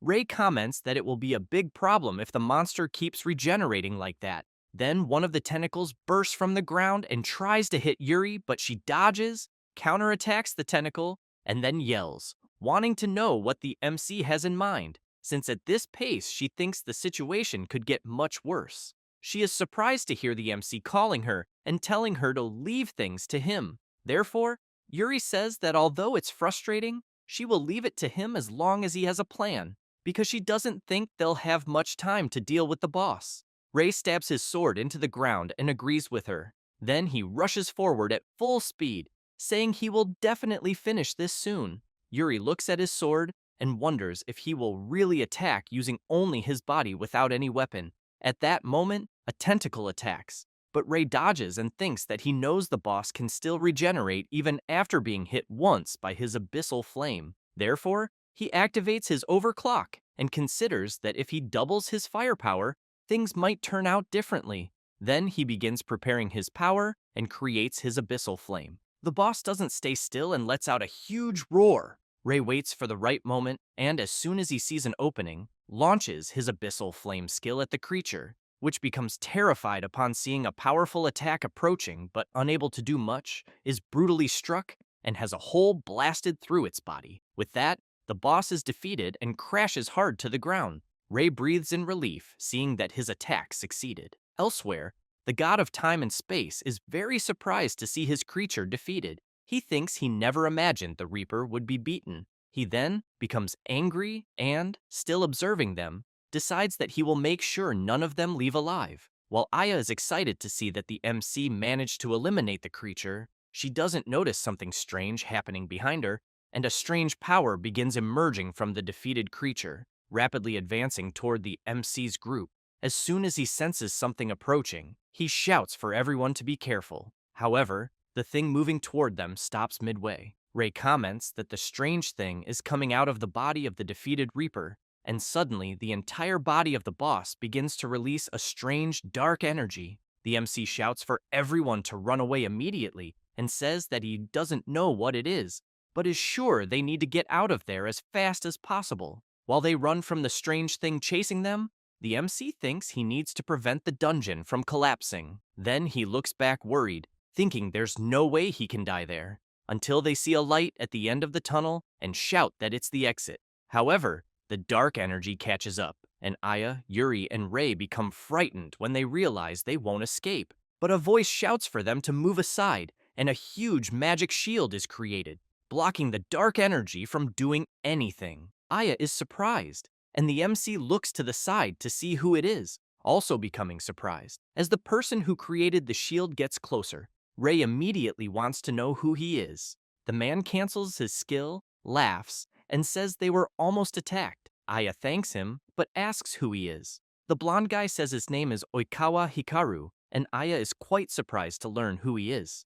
Oikawa keeps laughing and asks if she knows him. Aya tells the MC that he mentioned Oikawa was the guy before they entered the dungeon. Rei confirms and emphasizes that Oikawa was the person he wanted help from. He thinks that Oikawa is currently stronger than any of them since he is a rank S mage, and he also remembers that Oikawa was known as the Yellow King in his previous life, Then he reflects on his barrier skill and thinks it's really powerful, since without it, the situation could have gotten out of control. The blonde guy says that when he entered the dungeon, the situation looked bad, but he's glad he arrived in time. He also explains that he went to another dungeon at the country's request, and that someone there told him about the situation. Ray becomes intrigued and wonders who could have told him, but quickly remembers Hinata yelling at him for being reckless, and concludes it could only have been her. Oikawa becomes serious and asks if the MC is the brother of the Purple King. Ray is surprised to hear that he knows his brother, so he immediately asks if Oikawa knows him. He replies that he's heard of him many times but wasn't very interested, though he adds that the MC doesn't need to worry about that. Ray says he understands and thanks him for the help. Oikawa laughs and says it's fine, and that he didn't do much. Then he emphasizes that the MC did well in defeating the dungeon boss. At that moment, the drop left by the boss begins to shine intensely, and a dark stone falls to the ground. Oikawa walks to it, picks it up, and says that if the mana stones are this large, the boss must have been strong. With that said, he tosses the stone to the MC and congratulates him. Ray is surprised and immediately asks if it's okay for him to keep the drop. Oikawa says that regardless of what happened, it was the MC who conquered the dungeon. Before leaving, he says he looks forward to the MC's future achievements and is sure he'll get even more excited soon. After Oikawa leaves, the MC's group is very surprised by this entire turn of events, and afterward, they all head to the association building. As soon as they enter, Aya says Oikawa is quite peculiar. Ray agrees and emphasizes that he thinks Oikawa might just be an easygoing person or someone with too much free time. Hinata sees the MC and shouts his name, very worried, wanting to know if he's okay. She says she was worried since he took too long after requesting permission that morning. Then she makes it clear that, besides that, the dungeon he went to is recommended for level 70 and above, making it more dangerous than the others. However, she changes the subject and asks how his conquest progress went, and if he has already cleared the area near the entrance. Ray places the boss's drop on the counter and says they ended up completely conquering the dungeon. Both Hinata and the other inspectors are shocked when they see the drop. Then she shouts loudly, wanting to know how that's possible. After that, some people are watching the news that someone has conquered the Ikebukuro dungeon and are surprised, wanting to know who did it since it's a level 70 dungeon. Elsewhere, a bald man yells for someone to schedule a meeting with the dungeon conqueror and also with the association. Later, Aya is thinking that she can finally cover her sister's medical expenses after conquering the dungeon, and while giving an interview at a press conference, she knows she's very grateful to the MC who invited her. Isoyama sees Aya's interview on a big screen, and one of her colleagues calls her, asking if that's Aya.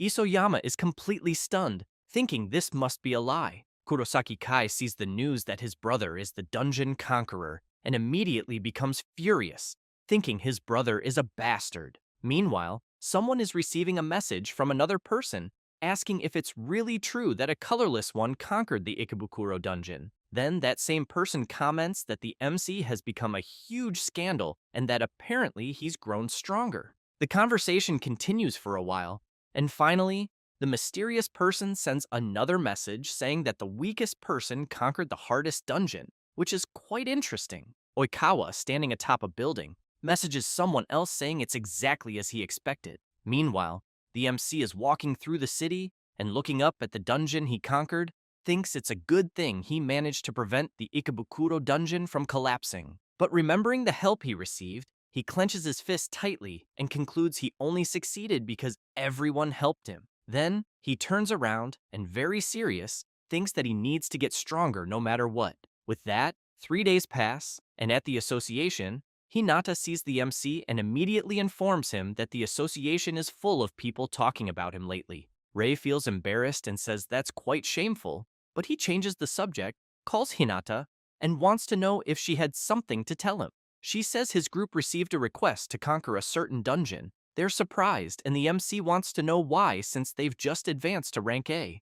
Hinata replies that yes, and showing a document, she explains that it's probably because of their Ikebukuro dungeon conquest. Ray knows that dungeon explorations are usually requested by mages themselves, and that the association only allows such requests to be made to a limited number of mages.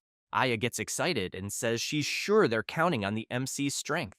Ray smiles awkwardly and says no, since he wasn't the only one requested, but he turns, intrigued, and wants to know who the requester is. Hinata apologizes and says the superiors ordered everything to remain secret. Yuri says that since it's an interesting mission, she wants to know why they can't accept it. The MC emphasizes that it's a request made through the association, so he doesn't think it seems suspicious. Hinata calls the MC and also tells him that, in addition to what she mentioned regarding the request, it seems that a rank S mage will accompany them. Thus, the next day, everyone is gathered, and the MC says the place where they'll meet the mage accompanying them is there. Aya wants to know what kind of person it could be. Then they turn as they hear someone calling them. It's Oikawa, who arrives saying they'll be working together on the dungeon conquest. Everyone is very surprised to find out that Oikawa will be joining them. After everyone enters the dungeon, Ray says he never thought Oikawa would be with them. He laughs and says he knew from the start and just wanted to surprise them, but adds that he's still excited about it since the whole world is paying attention to the conquest they'll achieve together. Aya emphasizes that she thinks Oikawa is a very carefree person. Ray says that regardless, he knows Oikawa is a rank S mage, but he calls him and says he heard there's a complicated mechanism inside the dungeon they're in. Oikawa confirms and explains that, based on the patrol team, they said there was a wall of fire blocking the way. Aya is intrigued to hear that, and the MC wants to know how they'll handle the situation. Oikawa starts showing off and says it will be with his barrier skill, since that means while he's there, a wall of fire will be nothing. Watching him brag nonstop, Ray thinks that so far, Oikawa seems to be a pretty friendly guy, but wonders why he finds everything so easy. Then the blonde guy emphasizes that everyone there will understand once they see him in action, and asks them to think of him as carrying them on a big ship. However, something catches the MC's attention as he sees several huge insects coming at them. So he shouts to everyone that a monster wave is approaching and they'll have to fight. The MC becomes serious and thinks it's the perfect time to see how strong a rank S mage really is, but ends up stunned when he sees Oikawa trembling in a corner. The blonde guy, shaking all over, says he's terrible against insect-type monsters. Aya shouts for him not to say that so proudly since he had claimed he would carry everyone there like a big ship. Ray makes it clear that they have no choice but to handle it themselves. With that said, as the insects get closer, the MC shouts for everyone to get ready for battle. Aya wastes no time and activates her fireball, and as soon as she throws it at the creatures, Yuri takes the opportunity to move forward, saying that these insects are nothing compared to the monsters they fought before. With that, she activates her mana conversion and begins defeating several insects. Ray watches the remaining ones closely, prepares his skill synthesis, and creates the fire spear, then throws it and hits multiple insects at once. Oikawa, still in the corner, is impressed by the MC's power. Aya gets excited and says they did it. Ray replies yes, and comments that everyone did a great job. A bit embarrassed, Oikawa walks up to them and says that apparently he ended up being saved, but while trying to explain that he really hates insects, something watches them from afar, and Ray feels like he's being observed. He quickly shouts for Oikawa to be careful because several monsters are charging at him. The blonde guy becomes serious, activates his skill around the wolves, and in the blink of an eye, all the creatures are severely struck. The blonde guy smiles and says that this is his square box skill. Then he shrinks it around his ability, forming a magic cube, and when it falls to the ground, everyone is surprised by Oikawa's skill, who then picks up the small cube and says he hates surprise attacks. Ray quickly approaches the blonde guy and asks for an explanation about the skill. Oikawa says his skill is called Square Box and that it's one of his barrier abilities. Then he emphasizes that it can't be used against a very large enemy, but in return can neutralize the creatures that appeared there. He smiles and says it's quite convenient. Ray recalls having heard of it before, but thinks the skill he just saw is truly amazing. Then the blonde guy calls everyone and says they need to keep moving, and while walking away humming, the MC thinks that so this is the strength of a rank S mage. After walking a bit through the dungeon, they reach where the fire barrier is, and the blonde guy emphasizes that this is the place reported by the superiors. Aya says it's really hot there, and the MC wants to know if they really have to go through it. Oikawa replies yes, but tells everyone to stay calm because he'll handle it. He then creates a barrier over the wall of flames, opening a passage. He smiles and tells everyone to proceed. As they pass through, everyone finds what he did amazing. And once they cross the barrier, the MC tells everyone that the hole ahead is the passage to the boss room. Then he turns and asks if everyone is ready. After everyone answers yes, he gets excited and says they're going in. With that, the group heads toward the boss room. But Oikawa is thinking about the MC and wanting to see if he lives up to what the report stated, as he's quite eager for that. As soon as everyone enters the boss room, they realize the place is very hot, and the MC becomes worried because it's truly unbearable. Then a creature slowly approaches. It's a level 68 Flame Claw Tiger. Ray quickly draws his sword and thinks the boss is quite intimidating. The creature starts releasing power and creates a massive fireball. The MC shouts for them to set up a magic barrier, but Oikawa says it's unnecessary. The boss wastes no time and fires its attack, but the blonde guy defends it with his skill, and the MC is very surprised to see Oikawa's ability. He smiles and says he'll keep up with their pace using his barrier and leave the creature to them. Ray turns and says he understands and that they'll take care of the boss, but he thinks they shouldn't underestimate the creature since even the barrier could be destroyed if hit too many times. He then wonders if he should attack with his abyssal flame, but upon observing the boss more closely, he realizes that won't be possible since flame claw tigers are fast, and besides that, it's a high-rank monster, and the mana cost of using a dark ability is very high. Therefore, as he advances, he thinks he needs to finish the boss with another magic, and that for this reason, he'll act first, but tells his friends to try to find an opening and attack. Ray activates his extreme body enhancement, jumps, and as soon as he faces the boss, it tries to hit the MC, but he dodges the attack and counterattacks the creature.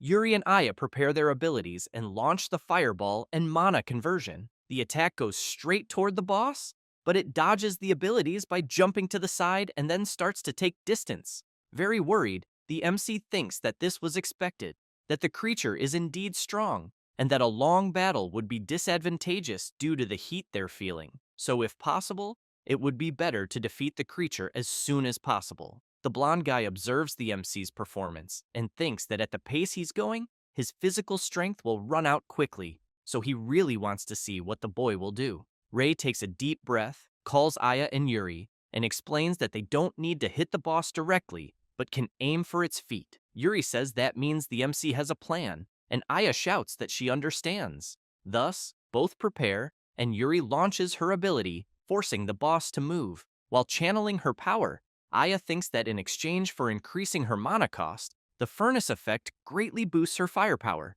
Then she creates her strengthened stone bullet and quickly throws it at the boss, but it dodges again. However, the MC notices the opening and thinks that no matter how agile the boss may be, it won't be able to dodge in midair. Therefore, not wanting to waste any more time, he jumps toward it and imbues his sword with his skill. Oikawa is surprised to see the MC covering his sword with ice. The boss is startled upon realizing it can't move, and Ray manages to land his attack, hitting the creature squarely. The Flame Claw Tiger can't react and crashes hard to the ground. With that, they manage to defeat the boss. The girls go to the MC and say he did it, but he emphasizes that it was all thanks to them. Oikawa smiles and thinks it was a wonderful team effort, and that the MC truly is a talented mage, just as the report said. However, he thinks that perhaps the MC hasn't yet shown his true power. Ray calls everyone and says they'll return to the association and record the report. But Oikawa activates his magic and asks everyone to wait a moment. The MC says it's the same ability as before, and the blonde guy confirms and says he wants to test the MC. He becomes confused and asks the blonde guy to be clearer. Oikawa explains that his box can be used both to capture monsters and as a training method. Then he asks Ray to allow him to be honest, and says he wants to see his true power, and that's why he wants him to defeat the monsters sealed inside his skill. Oikawa makes it clear that if things get dangerous, he'll seal the monsters back, but obviously, it's the MC's decision whether to accept or not. Ray clenches his fist tightly and thinks that he still doesn't understand Oikawa's reasons, but even so, he also wants to gain more experience. Therefore, he says he'll accept the challenge. The blonde guy positions his ability in front of the MC and then says he'll begin. When he opens the box, dark energy starts coming out and quickly begins to take form. Rei is intrigued when he sees a black shadow. Oikawa knows that the monster inside changes appearance depending on the fear its opponent feels, so he wonders what kind of monster will appear. After the creature takes form and releases its power, the MC becomes very frightened as he sees that the monster before him is the god of space and time, Kronos. Oikawa is impressed and says it's the first time he's seen such a monster, but he thinks the MC really has something hidden within him. As for him, he's paralyzed with fear upon realizing that he'll have to face an opponent he never imagined encountering there. Aya is intrigued and comments that the black shadow has taken on a humanoid form. Yuri emphasizes that it also does not seem to be a normal monster. Oikawa becomes thoughtful, since he has in mind that the training monster takes the form of its opponent's greatest fear. But he questions what kind of monster he is seeing, and, observing the frightened expression on the MC's face, also wonders whether the MC has fought this monster before. Rei, in turn, thinks that the creature he is seeing is not Kronos for real, but that even so, the aura he is sensing is quite intimidating, as he still remembers the overwhelming feeling just before his regression. Yet regardless of that, he thinks he cannot stand still and do nothing. Thus, he charges at the creature without hesitation. The copy of Kronos blocks the MC's attack without much trouble. Rei, as he crosses swords with the creature, thinks that for now, he does not feel intimidated and then applies more force to his sword, forcing the copy of Kronos to retreat. The creature raises its face, and the MC becomes frightened, since the copy of Kronos is about to activate its ability, which quickly attacks the MC, forcing him to dodge so as not to be hit head-on. Aya, watching the fight, wants to know what the attack she just saw was. Yuri comments that it might be an invisible shockwave. Rei keeps in mind that he saw this ability before his regression, and that apparently he can also dodge it. Next, he imbues his sword with his power and makes it clear that now it is his turn. That said, he charges at the copy of Kronos. Rei starts shouting that he will eliminate it once and for all, but the creature merely gives a faint smile, which frightens Rei as he sees that the copy of Kronos has completely blocked his attack and also dissipated the ability. The creature does not miss the chance and strikes Rei with a counterattack, sending him flying far away. Aya becomes worried about her friend and shouts, asking if he is okay. Rei tries to break and wonders whether his attack was really nullified and what it could have been. Aya asks Oikawa if he does not think the situation is getting dangerous. He agrees and comments that he thinks it is becoming too much for something like this. Thus, he raises his hand and says that he will retrieve the shadow back into the box, but ends up being surprised by something. Yuri goes up to the blonde boy and asks what happened, since he is supposed to retrieve the shadow right away. Oikawa replies that he is trying, but points out that for some reason, the shadow fighting the MC is resisting, which frightens everyone when they hear it. The blonde boy starts to worry, thinking that this has never happened before, and, observing closely the creature the MC is fighting, really wants to know what kind of monster it is. At that moment, Aya and Yuri run forward, saying that, either way, this is no time to run a test. That said, they call out to the MC and say that they will help him in the fight.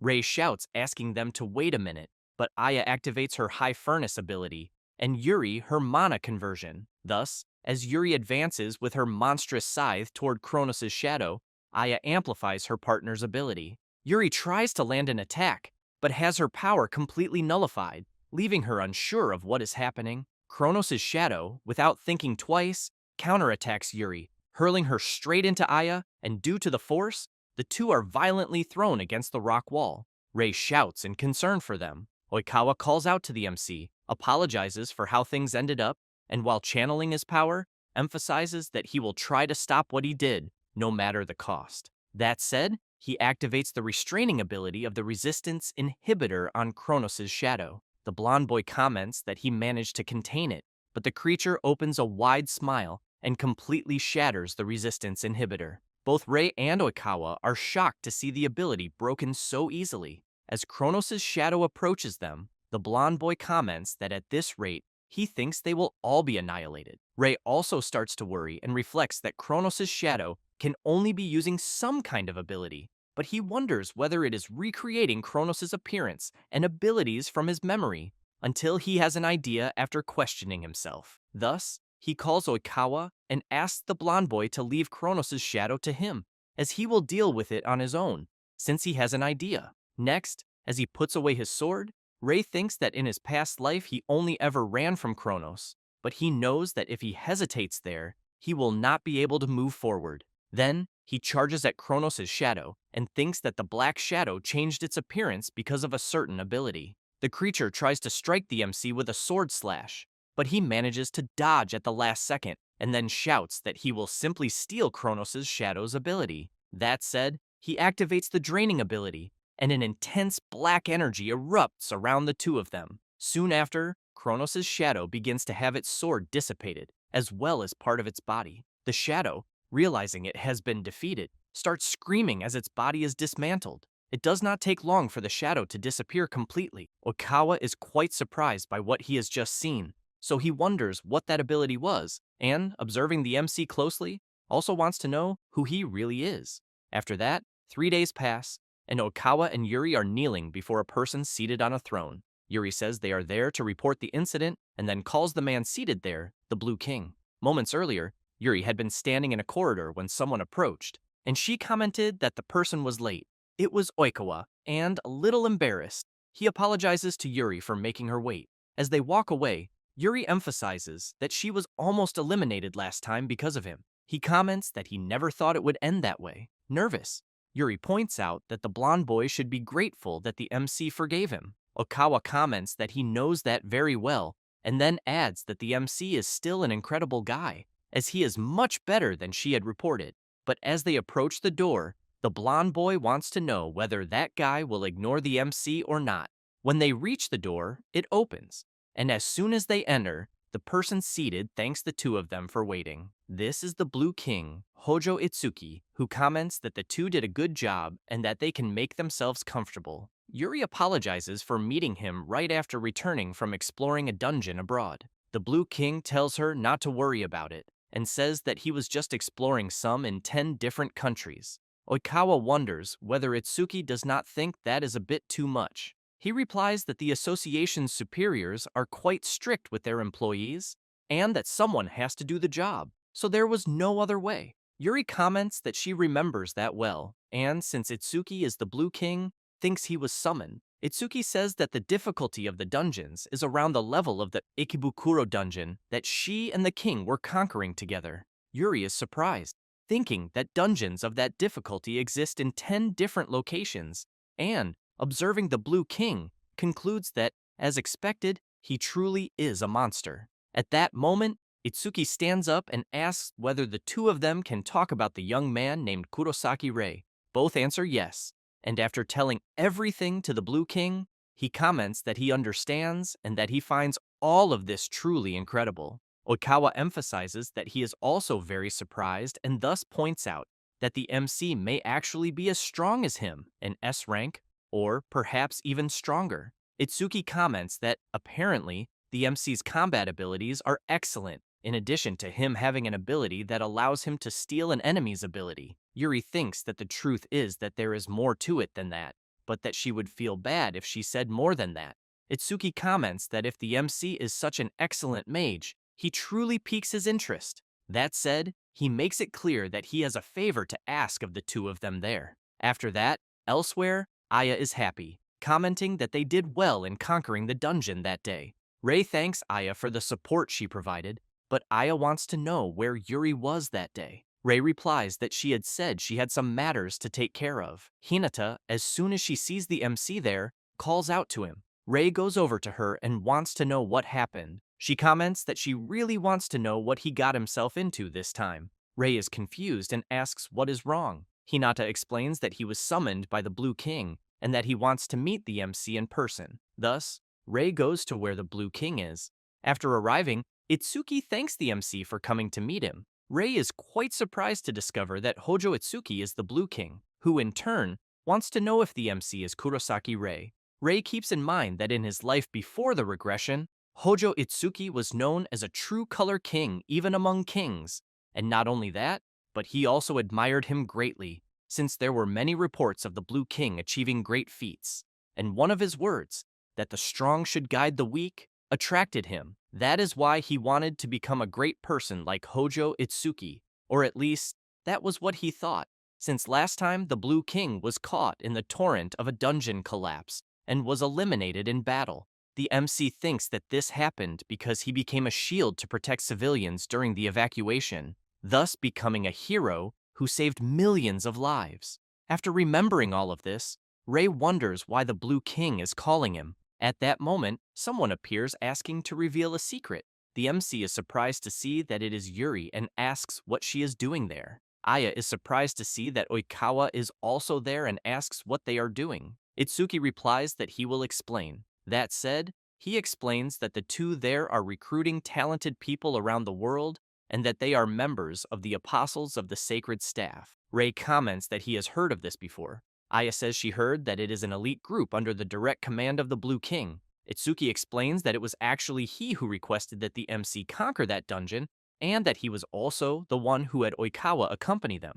Ray comments that, then, the blonde boy had a reason to fight that shadow-made monster. Oikawa looks embarrassed, replies that yes, and emphasizes that he wanted to see the MC's strength, even knowing that he caused some problems. Yuri says that she also joined their group because it seemed quite fun. Next, the Blue King goes up to the MC and says that, to be honest, he is interested in him, and that, if he truly has such powers, he would like the MC to join them. However, he makes it clear that there is still much unknown regarding multicolor users, and that is why he needs to see the MC's humanity first. That said, he emphasizes that, as the Blue King, he wants to ask a question first. Thus, as a mage, he wants to know what the MC truly wants. Ray thinks about what he will answer. Then he remembers that he used to admire Itsuki in the past, and becoming a mage was his dream. In addition, at the time, his younger brother, Kurosaki Kai, despised him, and that was precisely why he wanted to change. But at the moment, he knows that, to be able to fight Kronos, he needs to become stronger. So he answers that he wants to become stronger than anyone else. Itsuki asks whether, then, basically, the MC wants to be the strongest mage, become a king of a color, and be stronger than even him. Ray clenches his fist tightly and thinks that, in his previous life, he did not think he could stop Kronos even with the Blue King's help. Then, he strikes his fist hard against his own chest, thinking that this is why nothing will change if he only admires someone, and thus he answers, Itsuki, that he does indeed want to be stronger than him. The Blue King takes a deep breath and, smiling, comments that it was a good answer. That said, he asks whether the MC would like to join the Apostles of the Sacred Staff. Both Ray and Aya are quite surprised by the invitation. Itsuki states that he is sure the MC will be able to go further with competent people, and, therefore, does not think it would be a bad thing for him. After that, Ray and Aya are walking down the corridor. Oikawa asks the two to follow him, and as they pass through a door, the MC is quite surprised, as he finds himself facing several people from the elite of mages under the Blue King's command, the Apostles of the Sacred Staff. One of the members laughs, slams both feet onto the table, and says he was eager to see the new member, but that, from the looks of it, he is just a kid. The blonde girl laughs, and says that the MC is the same age as him. Another member laughs as well, and says that, apparently, Kurahashi is quite excited. The guy next to them asks everyone to please stop provoking people. The first guy looks a bit embarrassed and replies that he understands. Oikawa asks the others to sit down, as he will explain the Blue King's request. After giving a summary, Oikawa emphasizes that they will need to conquer 2 dungeons, and that both are high level, with recommendations above level 65, and therefore, they will split into 2 teams to conquer both. That said, he explains that he will go to Makuhari together with Yashiro, Shiroi, and Azuma. Then he says that Ray and his group will go to Tama, as well as Kurahashi, who will be going with them. The redhead cannot believe it, and asks Oikawa to wait a moment, then wants to know why he is going along with the MC's group. Yuri asks whether he did not like it. Kurahashi shouts that, of course not. Oikawa asks whether the redhead has seen the report, and then emphasizes that Ray is skilled enough and that he possesses 3 colors of mana. Kurahashi makes it clear that having a wide variety of mana does not mean the MC is strong. pointing out that Kurosaki Kai was also like that. Rei is surprised to learn that the redhead knew his brother. Kurahashi comments that apparently the MC has not heard, so he explains that Kurosaki Kai used to be a member of the Apostles of the Sacred Staff, and that people used to call him the Purple King, but that, in reality, he was not comparable to them there. Rei is intrigued and thinks that, as far as he remembers, Yuri had also said that his brother was disappointing, so he concludes that this is how everyone there sees Kai. Kurahashi continues, saying that having many colors of mana is illusory because he believes that alone is not enough to prove whether someone is strong or not. That said, he turns serious and emphasizes that, although there was a great commotion when the MC conquered the Ikebukuro dungeon, he thinks that might have been because Oikawa helped clear it, and, looking directly at Rei, asks whether he understands that the weak should simply stay quiet in the corners. Aya does not like hearing her friend being called weak, and shouts that Rei is not weak, and that Kurahashi can only make that judgment after seeing his strength with his own eyes. Rei smiles after hearing his friend defend him. Kurahashi, on the other hand, does not like it at all, sits down in his chair, and says that it is fine, and that he will do that. Yuri thinks that the redhead is always weak against girls, as always. Oikawa asks for everyone's attention and informs them that the groups are exactly as he had said before, since they will give their best to conquer the 2 dungeons he mentioned. That said, he calls Kurahashi and comments that he should witness Rei's true power for himself. The redhead laughs and says that the blonde boy does not need to emphasize that, since he will see it for himself. After the meeting ends, Rei thinks that he knows he has to show his strength to the redhead, but as things stand now, he thinks it will not be enough, since he knows that, to be able to face Kronos, he needs more strong companions. Thus, he reflects that, even knowing Kurahashi's words were harsh and degrading, he greatly hopes they get along well. The next day, inside the Tama dungeon, many terrifying creatures are everywhere. Rei realizes that the creatures did not waste any time, and are already coming at them, and as he was about to say that this was good and that they would need to work as a team, the redhead interrupts him and says that working together is very boring. That said, he activates his blazing explosion ability and charges straight at the creatures, and with just a single punch using his ability, an explosion occurs, easily eliminating the creatures. Aya sees that the redhead's mana is red, specialized in offensive combat, and that the feat's range and firepower were incredible. Kurahashi looks at the MC and laughs. Then, still with a provocative laugh, he comments that he bets Rei cannot do everything he did. However, he jumps and says that anyway, he will hunt all the creatures by himself, and that the color-filled MC should just stay there sucking his thumb. Rei laughs, but apologizes to the 2 of them. Then he turns with a frightening expression and says that he does not want to lose to the redhead. Aya was about to ask her friend to wait, but he dashes off at full speed, and as she watches him run, she comments that apparently even he is going all out. Yuri asks Aya to let the boys do what boys like to do. The MC keeps defeating several creatures he encounters along the way, and while trying to catch up to the redhead, he laughs and says that the MC's movements are getting a little better. Meanwhile, Aya and Yuri are watching the 2 fight frenetically against the dungeon's creatures. Aya comments that somehow this seems like a mess. Yuri agrees, but wants to know if Aya does not think the MC is amazing, since he is managing to keep up with Kurahashi. Then Yuri says that the redhead is an idiot and that, because of that, he is not good at fighting other humans or working in a team, but emphasizes that the redhead's ability is special, since his mana is used for consecutive attacks and spreads over a wide area, which is precisely why Kurahashi is very good against a large number of enemies, since at that very moment, he still holds the title of the man who eliminated the most monsters. Even so, she thinks that even against a man like that, Rei is managing to keep up. That said, she smiles and comments that she really knew he would be amazing. After some time in the dungeon, everyone heads to the front of the boss room. Aya is left open-mouthed, wondering if they are really about to face the boss already, since only 10 minutes have passed since they entered the dungeon. The MC thinks that he seemed able to draw out more power while competing with Kurahashi, and that he has never felt like this before. Then he reflects that, compared to what he was before, this is a great improvement, At that moment, the boss room door opens and soon everyone enters. Ray asks for everyone's attention and informs them that they will all focus on the battle against the boss. The redhead laughs and asks the MC to just not get in his way. Then Ray is surprised by something above, as he sees a terrifying creature with tentacles and a sinister eye at the center. Thus, the MC quickly prepares for the confrontation until he is surprised to feel a shockwave coming from behind him, and suddenly, several monsters he had defeated outside are thrown into the boss room. The creatures start moving toward the boss and are soon absorbed.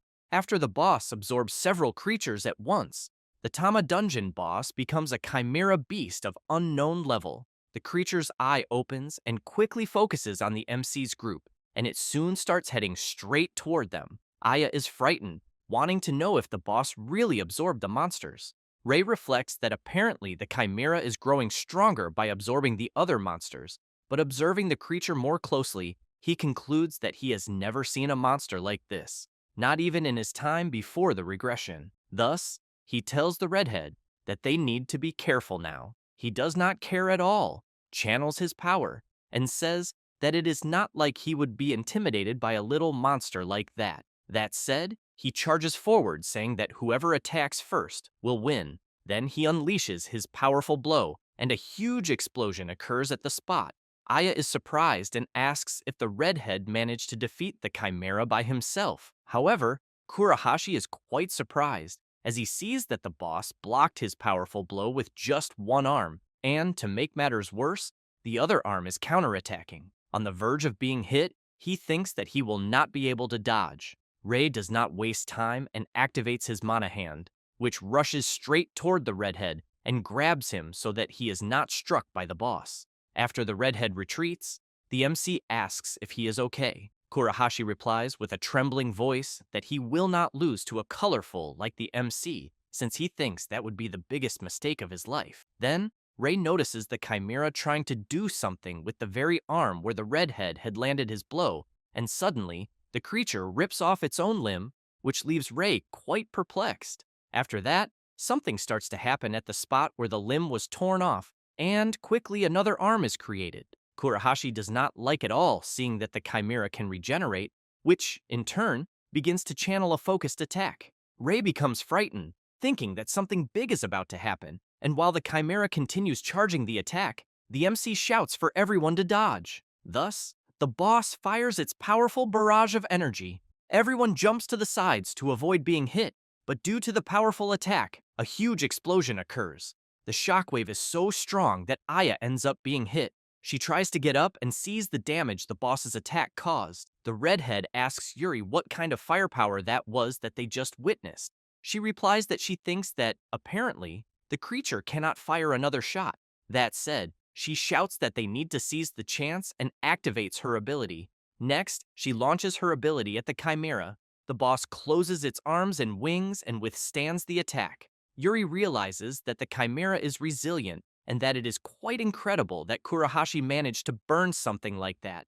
Ray reflects that they are in a very bad situation because he thinks that if they continue on the defensive as they are, the boss will fire that laser again. Then he starts observing the chimera and considers that perhaps he needs to attack the main body, but that the creature's arms will hinder him, and that if it is not an all-out attack, the boss will use another arm to protect itself. Thus, he shouts to Aya and asks if she can use her mana fusion on Kurahashi. Aya is surprised and asks if the MC really wants her to use the ability on the redhead. Ray shouts yes. Aya replies that it is fine and soon begins channeling her power. Then she activates mana fusion on the redhead, who is quite surprised by the power he feels flowing through his body. Next, Kurahashi releases his enhanced power and shouts, wanting to know what the hell kind of mana this is that he is feeling. Ray shouts, warning that they will not have more time, and asks the redhead to attack the boss's main body. Without thinking twice, he launches the attack, saying that he knows. The chimera throws out its arms to try to block the attack, but Kurahashi intensifies his power even more and unleashes his blazing explosion ability, causing massive destruction. Aya is impressed by the redhead's immense firepower, who in turn, as soon as the dust from the explosion settles, is completely shocked. since he sees that the chimera not only withstood his powerful blow, but is also already channeling the laser to fire. Yuri shouts for the redhead to be careful. He becomes nervous and comments that not even his empowered attack was able to defeat the boss. But the MC passes by him saying no, and that the redhead opened the way very well. That said, Rei prepares his Black Flame's attack. Kurahashi is surprised, and observing the MC's power, wonders if it could be black mana. Rei moves to deliver his blow, just as the chimera fires the laser. Thus, the MC uses his Abyss Flame ability and hits the chimera squarely. As the creature collapses to the ground, the redhead wonders about what he just saw and what that ability was. And, watching the MC from behind, he has in mind that he could not even destroy the monster with his ability, and that, moreover, he felt the MC's determination to break through in that situation. Then he laughs, and, very excited, wonders if the man he is seeing is real. After that, already on the next day, Kurosaki Kai, walking through the city center, sees on top of a building a news broadcast saying that his brother conquered the Tama dungeon and that he continues conquering another high difficulty dungeon. The people around are surprised, since the MC conquered yet another high difficulty dungeon. Kai listens to people saying that his brother is really incredible, until he also hears one of them commenting that his situation is only getting worse. Thus, Kai just leaves quietly on his own, but he does not like this at all. Meanwhile, at the organization of the Apostles of the Sacred Staff, Itsuki comments that everyone did a good job conquering the dungeons, but emphasizes that apparently the Tama dungeon was much more problematic. Rei replies that yes, and informs them that they encountered a new type of monster. Azuma laughs and comments that he really heard it was a very strong monster. Shiroi comments that she should have gone there to see it with her own eyes, until Oikawa calls Kurahashi and asks what he thought of Rei based on his observation. A bit awkward, the redhead says that the MC is not that bad, since he even came up with a very good strategy. Rei is surprised hearing this, but Shiroi comments that the redhead usually looks down on him, and, because of that, wants to know if now he is going back on what he had said. Kurahashi immediately tells her to shut up, then takes a deep breath, and pointing his finger at the MC, apologizes for having underestimated him, and for calling him colorful, or whatever, admitting his strength. Rei laughs, replies that it is not like that, and makes it clear that the redhead also helped him a lot, and, because of that, he thinks he does not need to apologize. Kurahashi is stunned hearing this, and soon turns around saying that it is not like he is happy to be praised by him, since he only did it for his own sake, and that the MC should not get the wrong idea. The older members of the Apostles of the Sacred Staff laugh and think that the redhead is cold and calculating. The Blue King comments that he is happy that both are friends now, and also thinks that no one will complain about the MC anymore. Having said that, he hands something to Rei, who is surprised and asks what it is. Itsuki says that it is the symbol of the Apostles of the Sacred Staff, and then, as the Blue King welcomes Kurosaki Rei, he then emphasizes that the MC can continue working with his group as usual, as he is sure Yuri will agree, but that, aside from that, he really wants them to fight together. Rei clenches his fist tightly, and when taking the Blue King's hand, replies yes, and that it will be a great pleasure. Aya, surprised by how things turned out, thinks that she knew her friend was incredible, since he was even recognized by one of the strongest mages. At that moment, Kurahashi laughs and says that he will train the MC well, since he is their companion now. But Yuri emphasizes that it seems it is the redhead who needs to be taught. Kurahashi tells her to mind her own business and stop being annoying. Itsuki thinks that it seems Rei has already formed bonds with the others, and that, apparently, it was worth putting the two on the same team. Oikawa looks at Itsuki and thinks that if they had recognized Rei from the beginning, he is sure Kurahashi would have been against it, and because of that, he thinks the Blue King was clever, as always, who in turn comments that it is good to feel that everything is going according to plan, but that, even so, he would like to make a suggestion. Rei becomes curious and asks what it would be.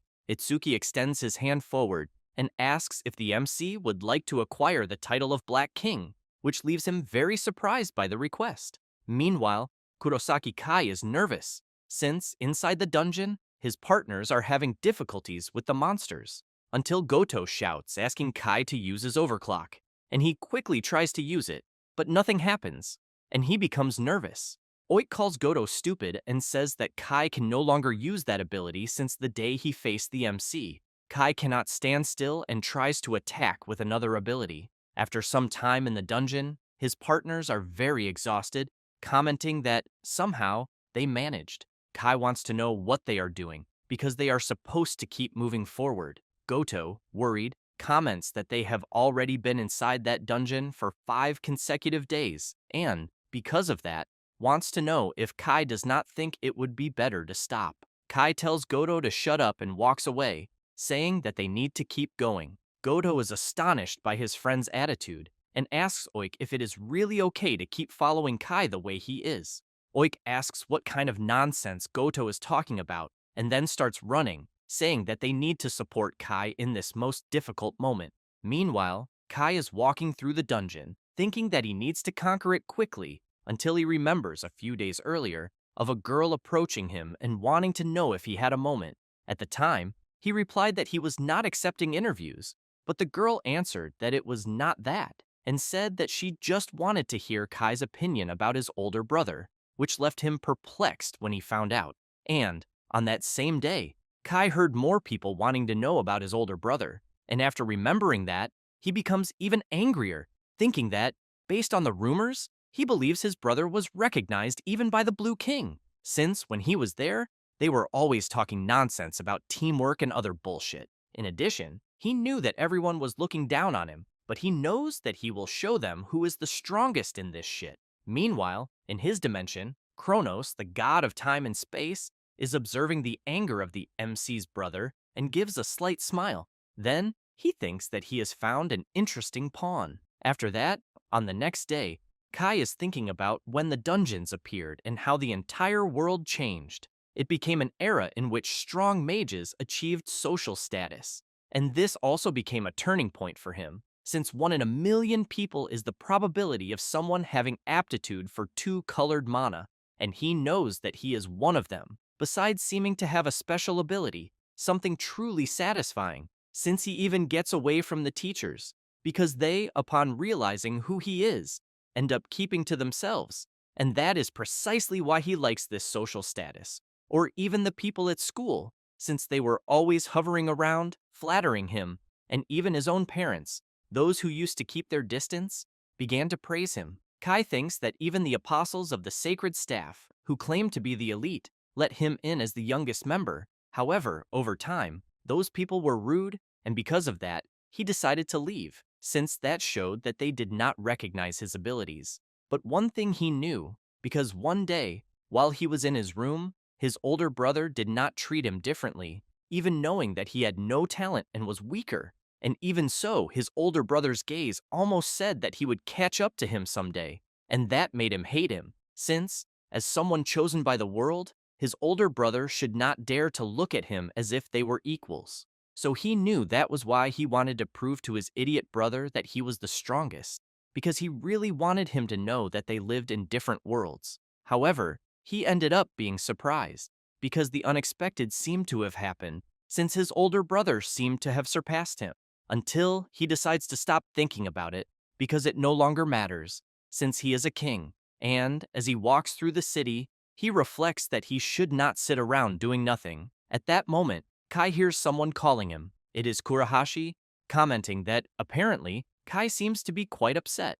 Then, the redhead comments that it has been a while since they last saw each other, because he thinks their last meeting was when Kai was kicked out of the Apostles of the Sacred Staff. The Purple King becomes furious and makes it clear that he was not kicked out, but rather left that group of his own free will, and that, despite the Blue King's words that he would treat him equally, he acted like his boss, giving orders. While Kurahashi does not care at all about what the MC's brother says, Kai continues saying that, in the end, the Blue King was just jealous of his talents, and that, because of that, he did not want people like him as one of his companions. Having said that, he calls the redhead and comments that he heard that Rei became one of them. Kurahashi wants to know what that has to do with anything, and Kai replies that his older brother is a real dead weight. Kurahashi becomes serious, interrupts Kai, and tells him to shut up for a moment, which leaves him surprised by the expression he sees on the redhead, who continues by saying that he does not care what Kai thinks, but emphasizes that Rei's ability is real, and that, despite being a two-colored mage, he remains discreet, unlike Kai. Kai in turn becomes nervous and shouts for the redhead to stop talking nonsense and emphasizes that he is still the Purple King. He then makes it clear that it is the highest title a mage can achieve, and therefore, he does not want to be compared to the trash that is his brother. Kurahashi laughs and comments that, apparently, Kai does not know anything. Thus, he says that the MC was recommended to become a king, and that it is a recommendation from the Blue King himself. Kai is stunned upon hearing this, and then, with great difficulty to ask, wants to know if his brother will really become a king as well. The redhead replies that Rei has not yet given an answer, and that, unlike Kai, he is not intoxicated by the notion of titles. He then asks if Kai had said that his brother is weaker than him, because he thinks that is a big joke, and then makes it clear that Rei is already much stronger than Kai. Kurahashi approaches the Purple King and continues by saying that he finds Rei much more suitable than Kai to be a king, and having said that, asks if the Purple King does not agree. He becomes furious and soon begins to remember the feeling he had before his older brother surpassed him, and, upon realizing this too late, he is taken by the feeling that he could never catch up to him again. After the redhead leaves, Goto and Oik appear calling for Kai. Then Goto informs that the items were restocked, and that, with that, he thinks the preparation for the next day's dungeon is complete. Oik adds that, for now, he thinks they can leave, but Kai says no and calls them to do one more dungeon. They keep calling for Kai, asking him to change his mind because they need to rest. But he, consumed by fury and after having heard everything Kurahashi said, did not care at all about his companions, because he thought that he would never admit that his older brother was stronger. After that, and already inside the dungeon, Oik and Goto still insist on leaving. Kai opens the boss room door and shouts, telling his friends to shut up because he is the strongest and will prove it to them. When they enter the room, they see a strange creature. This is a level 20 malignant slime. Kai becomes nervous when he sees that the boss is just a level 20 slime. Goto is surprised and comments that he has never seen a monster like that before and that he has a bad feeling about it. Kai does not want to know, prepares his demonic spear skill, and says that he will eliminate the creature instantly. Having said that, he launches his skill. The malignant slime is hit directly and is obliterated. Goto and Oik are pleased to see that Kai managed to eliminate the creature with just a single blow. However, in the blink of an eye, the two are eliminated in a completely unexpected way. Kai sees his friends' bodies falling to the ground like sacks of potatoes, and, while he is shocked trying to understand what just happened, the malignant slime moves toward him at high speed. As soon as Kai realizes something coming from behind him, the malignant slime expands, spreading its body, and with that, the Purple King is completely enveloped by the creature. Kai tries to resist by creating his purple flame, but has his ability dissipated by the malignant slime. Then, the creature begins to enter Kai through his mouth, eyes, and ears, and, after completely enveloping the Purple King, in his reality, the god of space and time simply laughs and thinks that he has finally obtained a new pawn. Back to where Kai is, he stands up and comments that he is feeling very good, and meanwhile, inside the dungeon, where Kronos is being kept sealed, one of the chains that imprisons him breaks. He laughs and thinks that finally, part of the seal has been broken. Later, at the outdoor training facility of the Apostles of the Sacred Staff, Rei and Kurahashi are training, fighting against some creatures. After defeating everything, the creatures return inside the crystals. Oikawa comments that they can take a short break and then says that their movements were great. Aya goes up to her friend and says that he did a good job, also saying that she learned a lot by watching Kurahashi. He gets embarrassed but says that it was nothing special until he tells the MC that he remembered meeting his brother earlier in the city. Having said that, the redhead comments that the idiot Kai still thinks he is stronger than the MC and says that he told him everything. Yuri tries to tease the redhead, saying that he got upset because Rei, whom he personally approved, was being looked down on by Kai. Kurahashi gets nervous and shouts saying that it is not that. The MC, on the other hand, becomes intrigued, thinking that he has not seen his younger brother since the duel they had, so he wonders when they started drifting apart. Then, He remembers the past and also wonders if he will end up like he did in his past life and if everything will be fine if he just leaves things as they are, since he knows that, even so, they still need to resolve this as brothers. At that moment, Shiroi appears shouting, asking everyone to listen, because she has bad news. Oikawa becomes worried and asks what the problem is and what made her run all the way there. Shiroi informs them that the Shinjuku dungeon has collapsed and that a bunch of monsters are already coming out of it. Rei is quite shocked to hear this. Thus, after some time in the city center, true chaos sets in, as several monsters are attacking people and spreading terror throughout the area. The apostles of the Sacred Staff immediately head there, and Shiroi, upon seeing how the situation is impressed, saying that this is unbelievable.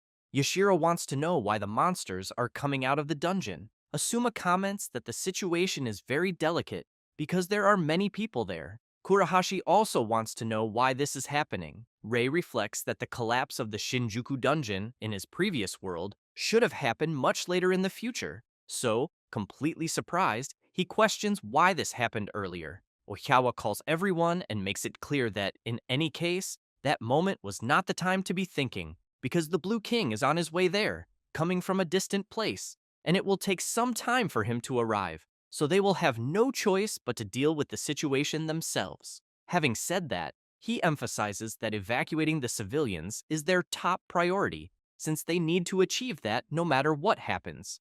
Everyone responds that they understand and spread out. Nearby, a huge shadowy wolf leaps to attack a woman and a child. Yuri appears, completely eliminating the creature with her scythe. Aya goes to the woman with her child and asks if she is okay. The mother replies that she is and thanks her. Meanwhile, Kurahashi is excited, fighting against some creatures. Shiroi asks the redhead to be careful not to hit the people he is evacuating. Elsewhere, Oikawa is using his ability and shouting, warning people that inside his barrier it is safe. Rei, while fighting against the creatures, realizes that the elite group under the Blue King's command is incredible, as expected, since they do not waver in the face of so many monsters. Then, he reflects that, in his previous world, there were many casualties during the first dungeon collapse, but he is sure that now they will be able to handle it together. Until, suddenly, a huge stone hand emerges from the ground, and a sinister creature appears in the middle of the chaos. Yuri comments that, apparently, the creature that appeared must be the boss. The redhead looks at the giant monster and comments that, even so, it is just an easy target to hit, getting excited to fight the creature. However, the MC does not care at all and charges at the boss with his black ability, hitting it directly with the flame of the abyss and completely destroying the enormous creature with just a single blow. Shiroi and Oikawa are impressed upon seeing the MC's ability, who in turn thinks that apparently things are going very well, until he is completely shocked upon hearing a familiar voice telling everyone there to stop getting excited.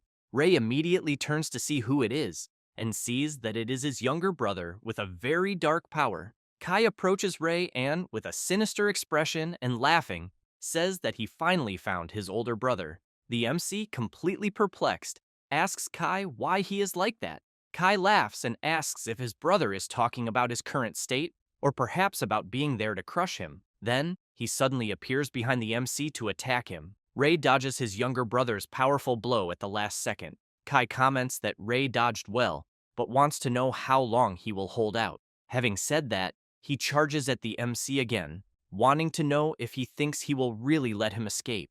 Rei tries to block Kai's blow, and, while he continues trying to block his brother's attacks, he realizes that he is clearly not normal. After being struck in the face by one of the blows, the MC continues questioning his brother's current state, since, seeing him up close, it even seems that Kai has become a terrible monster. He, in turn, tries to deliver an even stronger blow to the MC, but he ends up jumping back to avoid being hit. Kai becomes disappointed, and looking closely at Rei, comments that he thinks his expression is saying that he is in denial. Thus, he begins to walk toward him, saying that all of this is his fault, since the reason he is like this is so that he can eliminate him. Rei becomes confused by this, questioning whether his brother really wants to eliminate him and why, until Kai disappears out of nowhere and appears right in front of the MC, ready to deliver his attack. But Kurahashi appears, landing a kick on Kai and throwing him away, telling the MC that during an emergency, he should not stand there doing nothing. Then, he shouts for Kai to stop with the nonsense, because he would never let him do whatever he wants.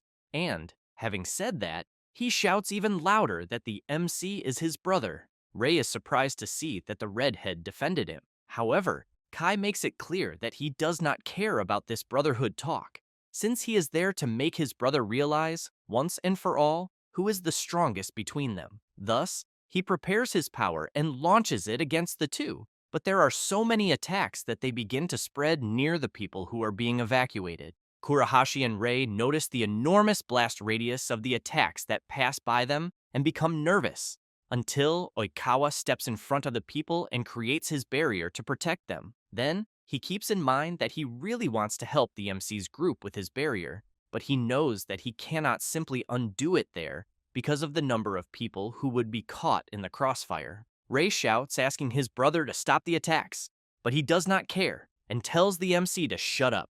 Ray continues shouting that he knows Kai is a bit violent, but that he is not the type who would go this far. The Purple King smiles and emphasizes that his brother keeps talking nonsense even in a fight, being a completely naive person, until, out of nowhere, he begins to feel something strange in his head. Ray notices this and shouts to his brother, but Kai ends up losing his head even more, and, while firing several consecutive attacks, shouts that this will be his brother's punishment for having looked down on him. The MC's group watches the attacks coming, and soon, everyone has to move to avoid being hit. Still feeling something inside his head, Kai wants to know what they think of his power. Ray remains worried about his brother and says that they need to stop him quickly. Kurahashi channels his power and says that although he understands how Kai feels, he thinks that it seems talking to him is a waste of time. Having said that, he leaps into the air, activates the blazing explosion ability, and goes all out against Kai.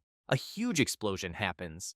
The redhead laughs, but soon becomes incredulous, since Kai easily blocked his attack with one hand and, with the other, is preparing a powerful ability. Kai gives a sinister smile and then attacks the redhead, who in turn becomes worried, thinking that there will not be time to do anything. Thus, he is hit directly in the middle of the stomach. Ray cannot believe what he is seeing, since his brother delivered a terrible blow to the redhead.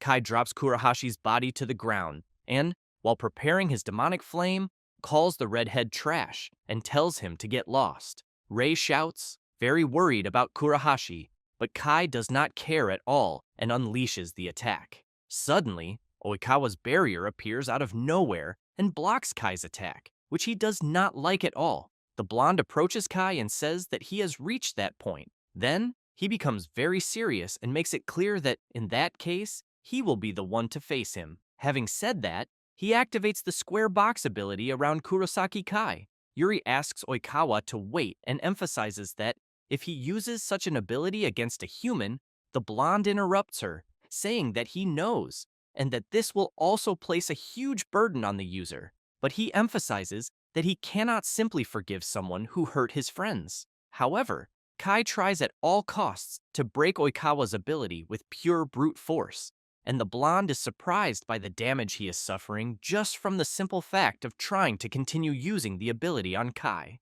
Aya realizes how much Oikawa is suffering and shouts worried about him. The blonde reflects that this is being more difficult than he expected, since he did not imagine it would be such a heavy burden. But even so, he concludes that he needs to seal Kurosaki Kai, no matter what happens. The Purple King tells Oikawa to go to hell and completely breaks the blonde's ability. While Oikawa is very tired because of his own ability, Kai begins to approach him and says that he will not let things happen the way he wants. However, Kai ends up feeling his left arm tremble a lot and comments that it seems his body is not in perfect condition. This leaves Yuri very worried upon hearing it, because she knows that Oikawa did not hold back, and, even so, Kai said that he is not in perfect condition. Kai turns his back and says that he is leaving, but before that he calls out to Rei and, with a terrifying look, swears that he will definitely eliminate him next time. Having said that, he flies away and, as he leaves, shouts telling his brother to just wait for that moment. After that, already on the following day, a news broadcast is showing, from the top of a building, the scene near the Shinjuku dungeon. Since, As on the previous day, monsters appeared in an abnormal manner. A woman is interviewed and, very frightened, says that there were many monsters. Although they were saved by the mages, everything was a complete mess. People, upon seeing the news, comment that they knew this day would really come, but they never expected monsters to appear in such a way, until someone, in the middle of the crowd, shouts that all of this is nonsense and that they need to evacuate immediately to places with fewer dungeons. Oikawa, from afar, merely observes the commotion and then thinks that society is beginning to panic because of the monsters. But what he has in mind is that the true current problem is the fallen Purple King, wondering what they will need to do, since, apparently, things seem to be getting worse. A few moments earlier, someone was informing the Blue King that they would leave the matter to him. Itsuki replies that yes, and states that he will definitely resolve the matter. Meanwhile, in the emergency room, Rei is waiting outside. Aya calls out to her friend, but he does not respond, as he is thinking that everything that happened was his fault, since it is because of him that Kurahashi ended up in such a state, in addition to not having managed to persuade his brother, much less stop him. At that moment, Yuri appears calling out to Rei and then informs him that they need to go, as the Blue King is summoning everyone. He takes a deep breath and, even though he feels heavily burdened by what happened, replies that it is fine. After everyone arrives, the Blue King comments that their situation is quite critical and that, although they managed to eliminate the monsters outside, the Purple King escaped and they cannot simply leave him at large. Yashiro and Azuma comment that they believe Kurosaki Kai's transformation must be unnatural and that not only Kurahashi, but the civilians are also badly injured. Shiroi then wants to know what they are going to do. Itsuki says that he spoke with the primary color kings, which leaves Aya quite surprised to hear. Yuri says that they are the ones who have the power to give orders in this situation, yet she feels intrigued, thinking that, in any case, such an incident involved a king who went mad, being a situation in which even the best mages felt threatened. Itsuki rises from the throne, walks toward the MC, and says that Kai is his brother and that what he is about to say may even sound cold, but he makes it clear that they will subjugate Kurosaki Kai. Rei is quite surprised by such a decision. Shiroi explains that this is a term they use for monsters. Oikawa responds that no, and emphasizes that what the Blue King said is correct, continuing by saying that the indiscriminate act Kai committed was the same as that of the monsters, since both the Red King and the Yellow King reached the same conclusion. Having said that, he stresses that before any other victim succumbs, they need to put an end to this once and for all. Next, he informs them that they know where Kurosaki is hiding and that this time he will also take part. Rei becomes desperate and shouts, asking the Blue King to wait a moment, then asks if there is another way, as he thinks they could imprison his brother instead of subjugating him. Itsuki becomes serious, replies that there is not, and makes it clear that even Oikawa's square box ability was powerless against Kai, and that they cannot simply let this happen again, and because of that, the subjugation will be carried out the next day, as it has already been decided. Rei is completely perplexed by the Blue King's decision. He then thinks that it is true that Kai has some negative points, and, as he watches them talking, Ha also knows that his brother likes to look down on people. But when he remembers their childhood, he recalls that Kai also has his positive points. Rei finds himself wondering if there truly is no other option. At that moment, Oikawa hears a message arriving on his cell phone and, after checking it, becomes excited and says that he received news from the hospital that Kurahashi has regained consciousness. Rei feels very relieved upon learning this. The blonde boy also says that the redhead left a message for the MC, and then says that Kurahashi asked Rei not to worry about him, because he wants the MC to hurry and make his brother come to his senses. Rei freezes upon hearing this, and, as such, clenches his fist tightly. Thinking of Kurahashi, he knows that he cannot simply give up, since he is Kai's older brother. He then calls out to the Blue King and asks if he would give him a chance, as he knows that Kai is currently in danger, but that he could see that his brother was suffering when he called him the day before. Having said that, he emphasizes that he is certain there is a possibility and therefore eloquently asks the Blue King to at least let him try. Itsuki merely comments that the subjugation of Kurosaki Kai will begin the next day in the late afternoon, as this is the final decision of the primary color kings. Ray does not like hearing this very much, since he faithfully hoped that he would have an opportunity. However, the Blue King points out that the other primary kings said nothing about doing nothing before that, which leaves the MC quite surprised, who soon thanks the Blue King for the opportunity. At that moment, Yuri and Aya look at each other, making a nodding gesture, and Yuri comments that she has something to say about the subjugation. Aya wants to know if this order they received was not given to the apostles of the sacred staff, then emphasizes that before joining the organization, they were in the same group. Yuri completes by saying that if Ray wants to do such a thing, they will join him. The MC immediately turns around, surprised by the decision of the two. Itsuki laughs and says that it is fine, and that the two are free to go help the MC. However, he makes it clear that the deadline for the subjugation of Kurosaki Kai is the next day in the late afternoon, and that there will be no further extensions. Ray replies that he understands and thanks the Blue King once again for the trust. Then he turns around confidently and, looking at the skies, thinks that he will rescue his brother no matter the cost. Meanwhile, on a remote island surrounded by strong waves, Kurosaki Kai is sitting under a huge tree. On the following day, the MC's group docks with a speedboat near an isolated island in the south of Tokyo. Then Ray comments that he is sure his brother is somewhere there on that island, until he is surprised to see that Oikawa is also there. He smiles and greets everyone. Aya wants to know why the blonde boy is on the island as well. Ray comments that he already understands and says that Oikawa is there to check on things. Okawa smiles, replies that yes, and says that these are orders from the Blue King. He then explains that his role is to watch over the island, in addition to participating in the subjugation as a member of the Apostles of the Sacred Staff. Having said that, while using his power, he points out that he will not be able to take part in what Ray is doing at the moment. The MC's group is enveloped by a kind of barrier and asks the reason why the blonde boy is doing this. He says that although he is not in the best condition after the battle of the previous day, he points out that he thinks the magical barrier he used should be great to protect them for a minute.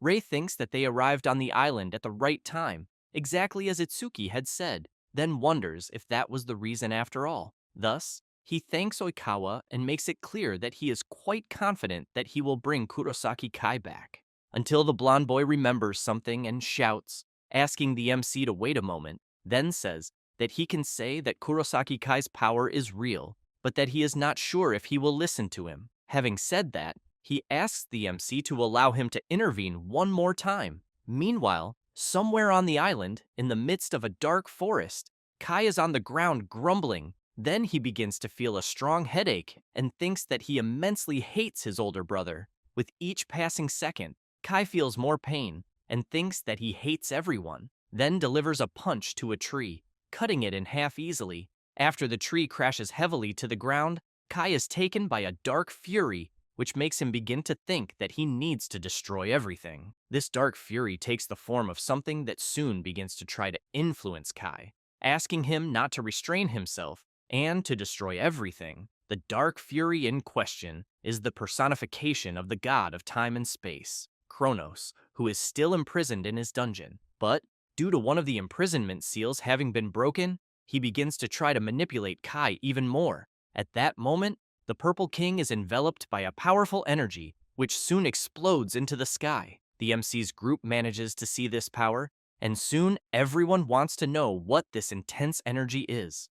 Oikawa becomes very frightened, imagining that it cannot be what he is thinking. Back at the place where Kai is, he begins to smile, and then releases the dark energy, saying that the power he just gained is wonderful. Next, he begins to hear a voice asking him to rule the world as the new king of destruction, becoming a demon king. He is surprised by the voice he just heard, but then laughs and finds this talk of becoming a demon king interesting. Kronos asks Kai to eliminate all the mages and continue advancing until he destroys the entire world. Meanwhile, Ray is intrigued, looking in the direction of the power he just saw. Then he calls out to Aya and Yuri and asks if the two of them are ready. Immediately, they reply that yes, and that they will do everything he tells them to do. Thus, the MC calls the two to go get his brother and get out of the island. It does not take long for them to find Kai, who soon comments that he knew Ray was there and emphasizes that, to be frank, he thought he would join the Blue King. Ray says that Itsuki trusted him and that he wants to bring Kai back. The Purple King becomes confused by this, but while releasing a dark power in his hand, says that he has already decided that he will destroy all of them. Having said that, he launches his ability, which goes toward the MC's group. Ray is impressed by the magnitude of the power and, looking around, reflects that compared to the previous day, his brother has become stronger. Kai uses his power to fly and says that he declares war on humanity and that he will begin by eliminating his older brother. Ray begins to break out in a cold sweat upon seeing Kai's power, but smiles and, as he prepares himself, points out that he has always been selfish. Kai is surprised and asks what his brother is trying to imply. Thus, Ray shouts that he will face him and emphasizes that it is his duty as the older brother to stop him.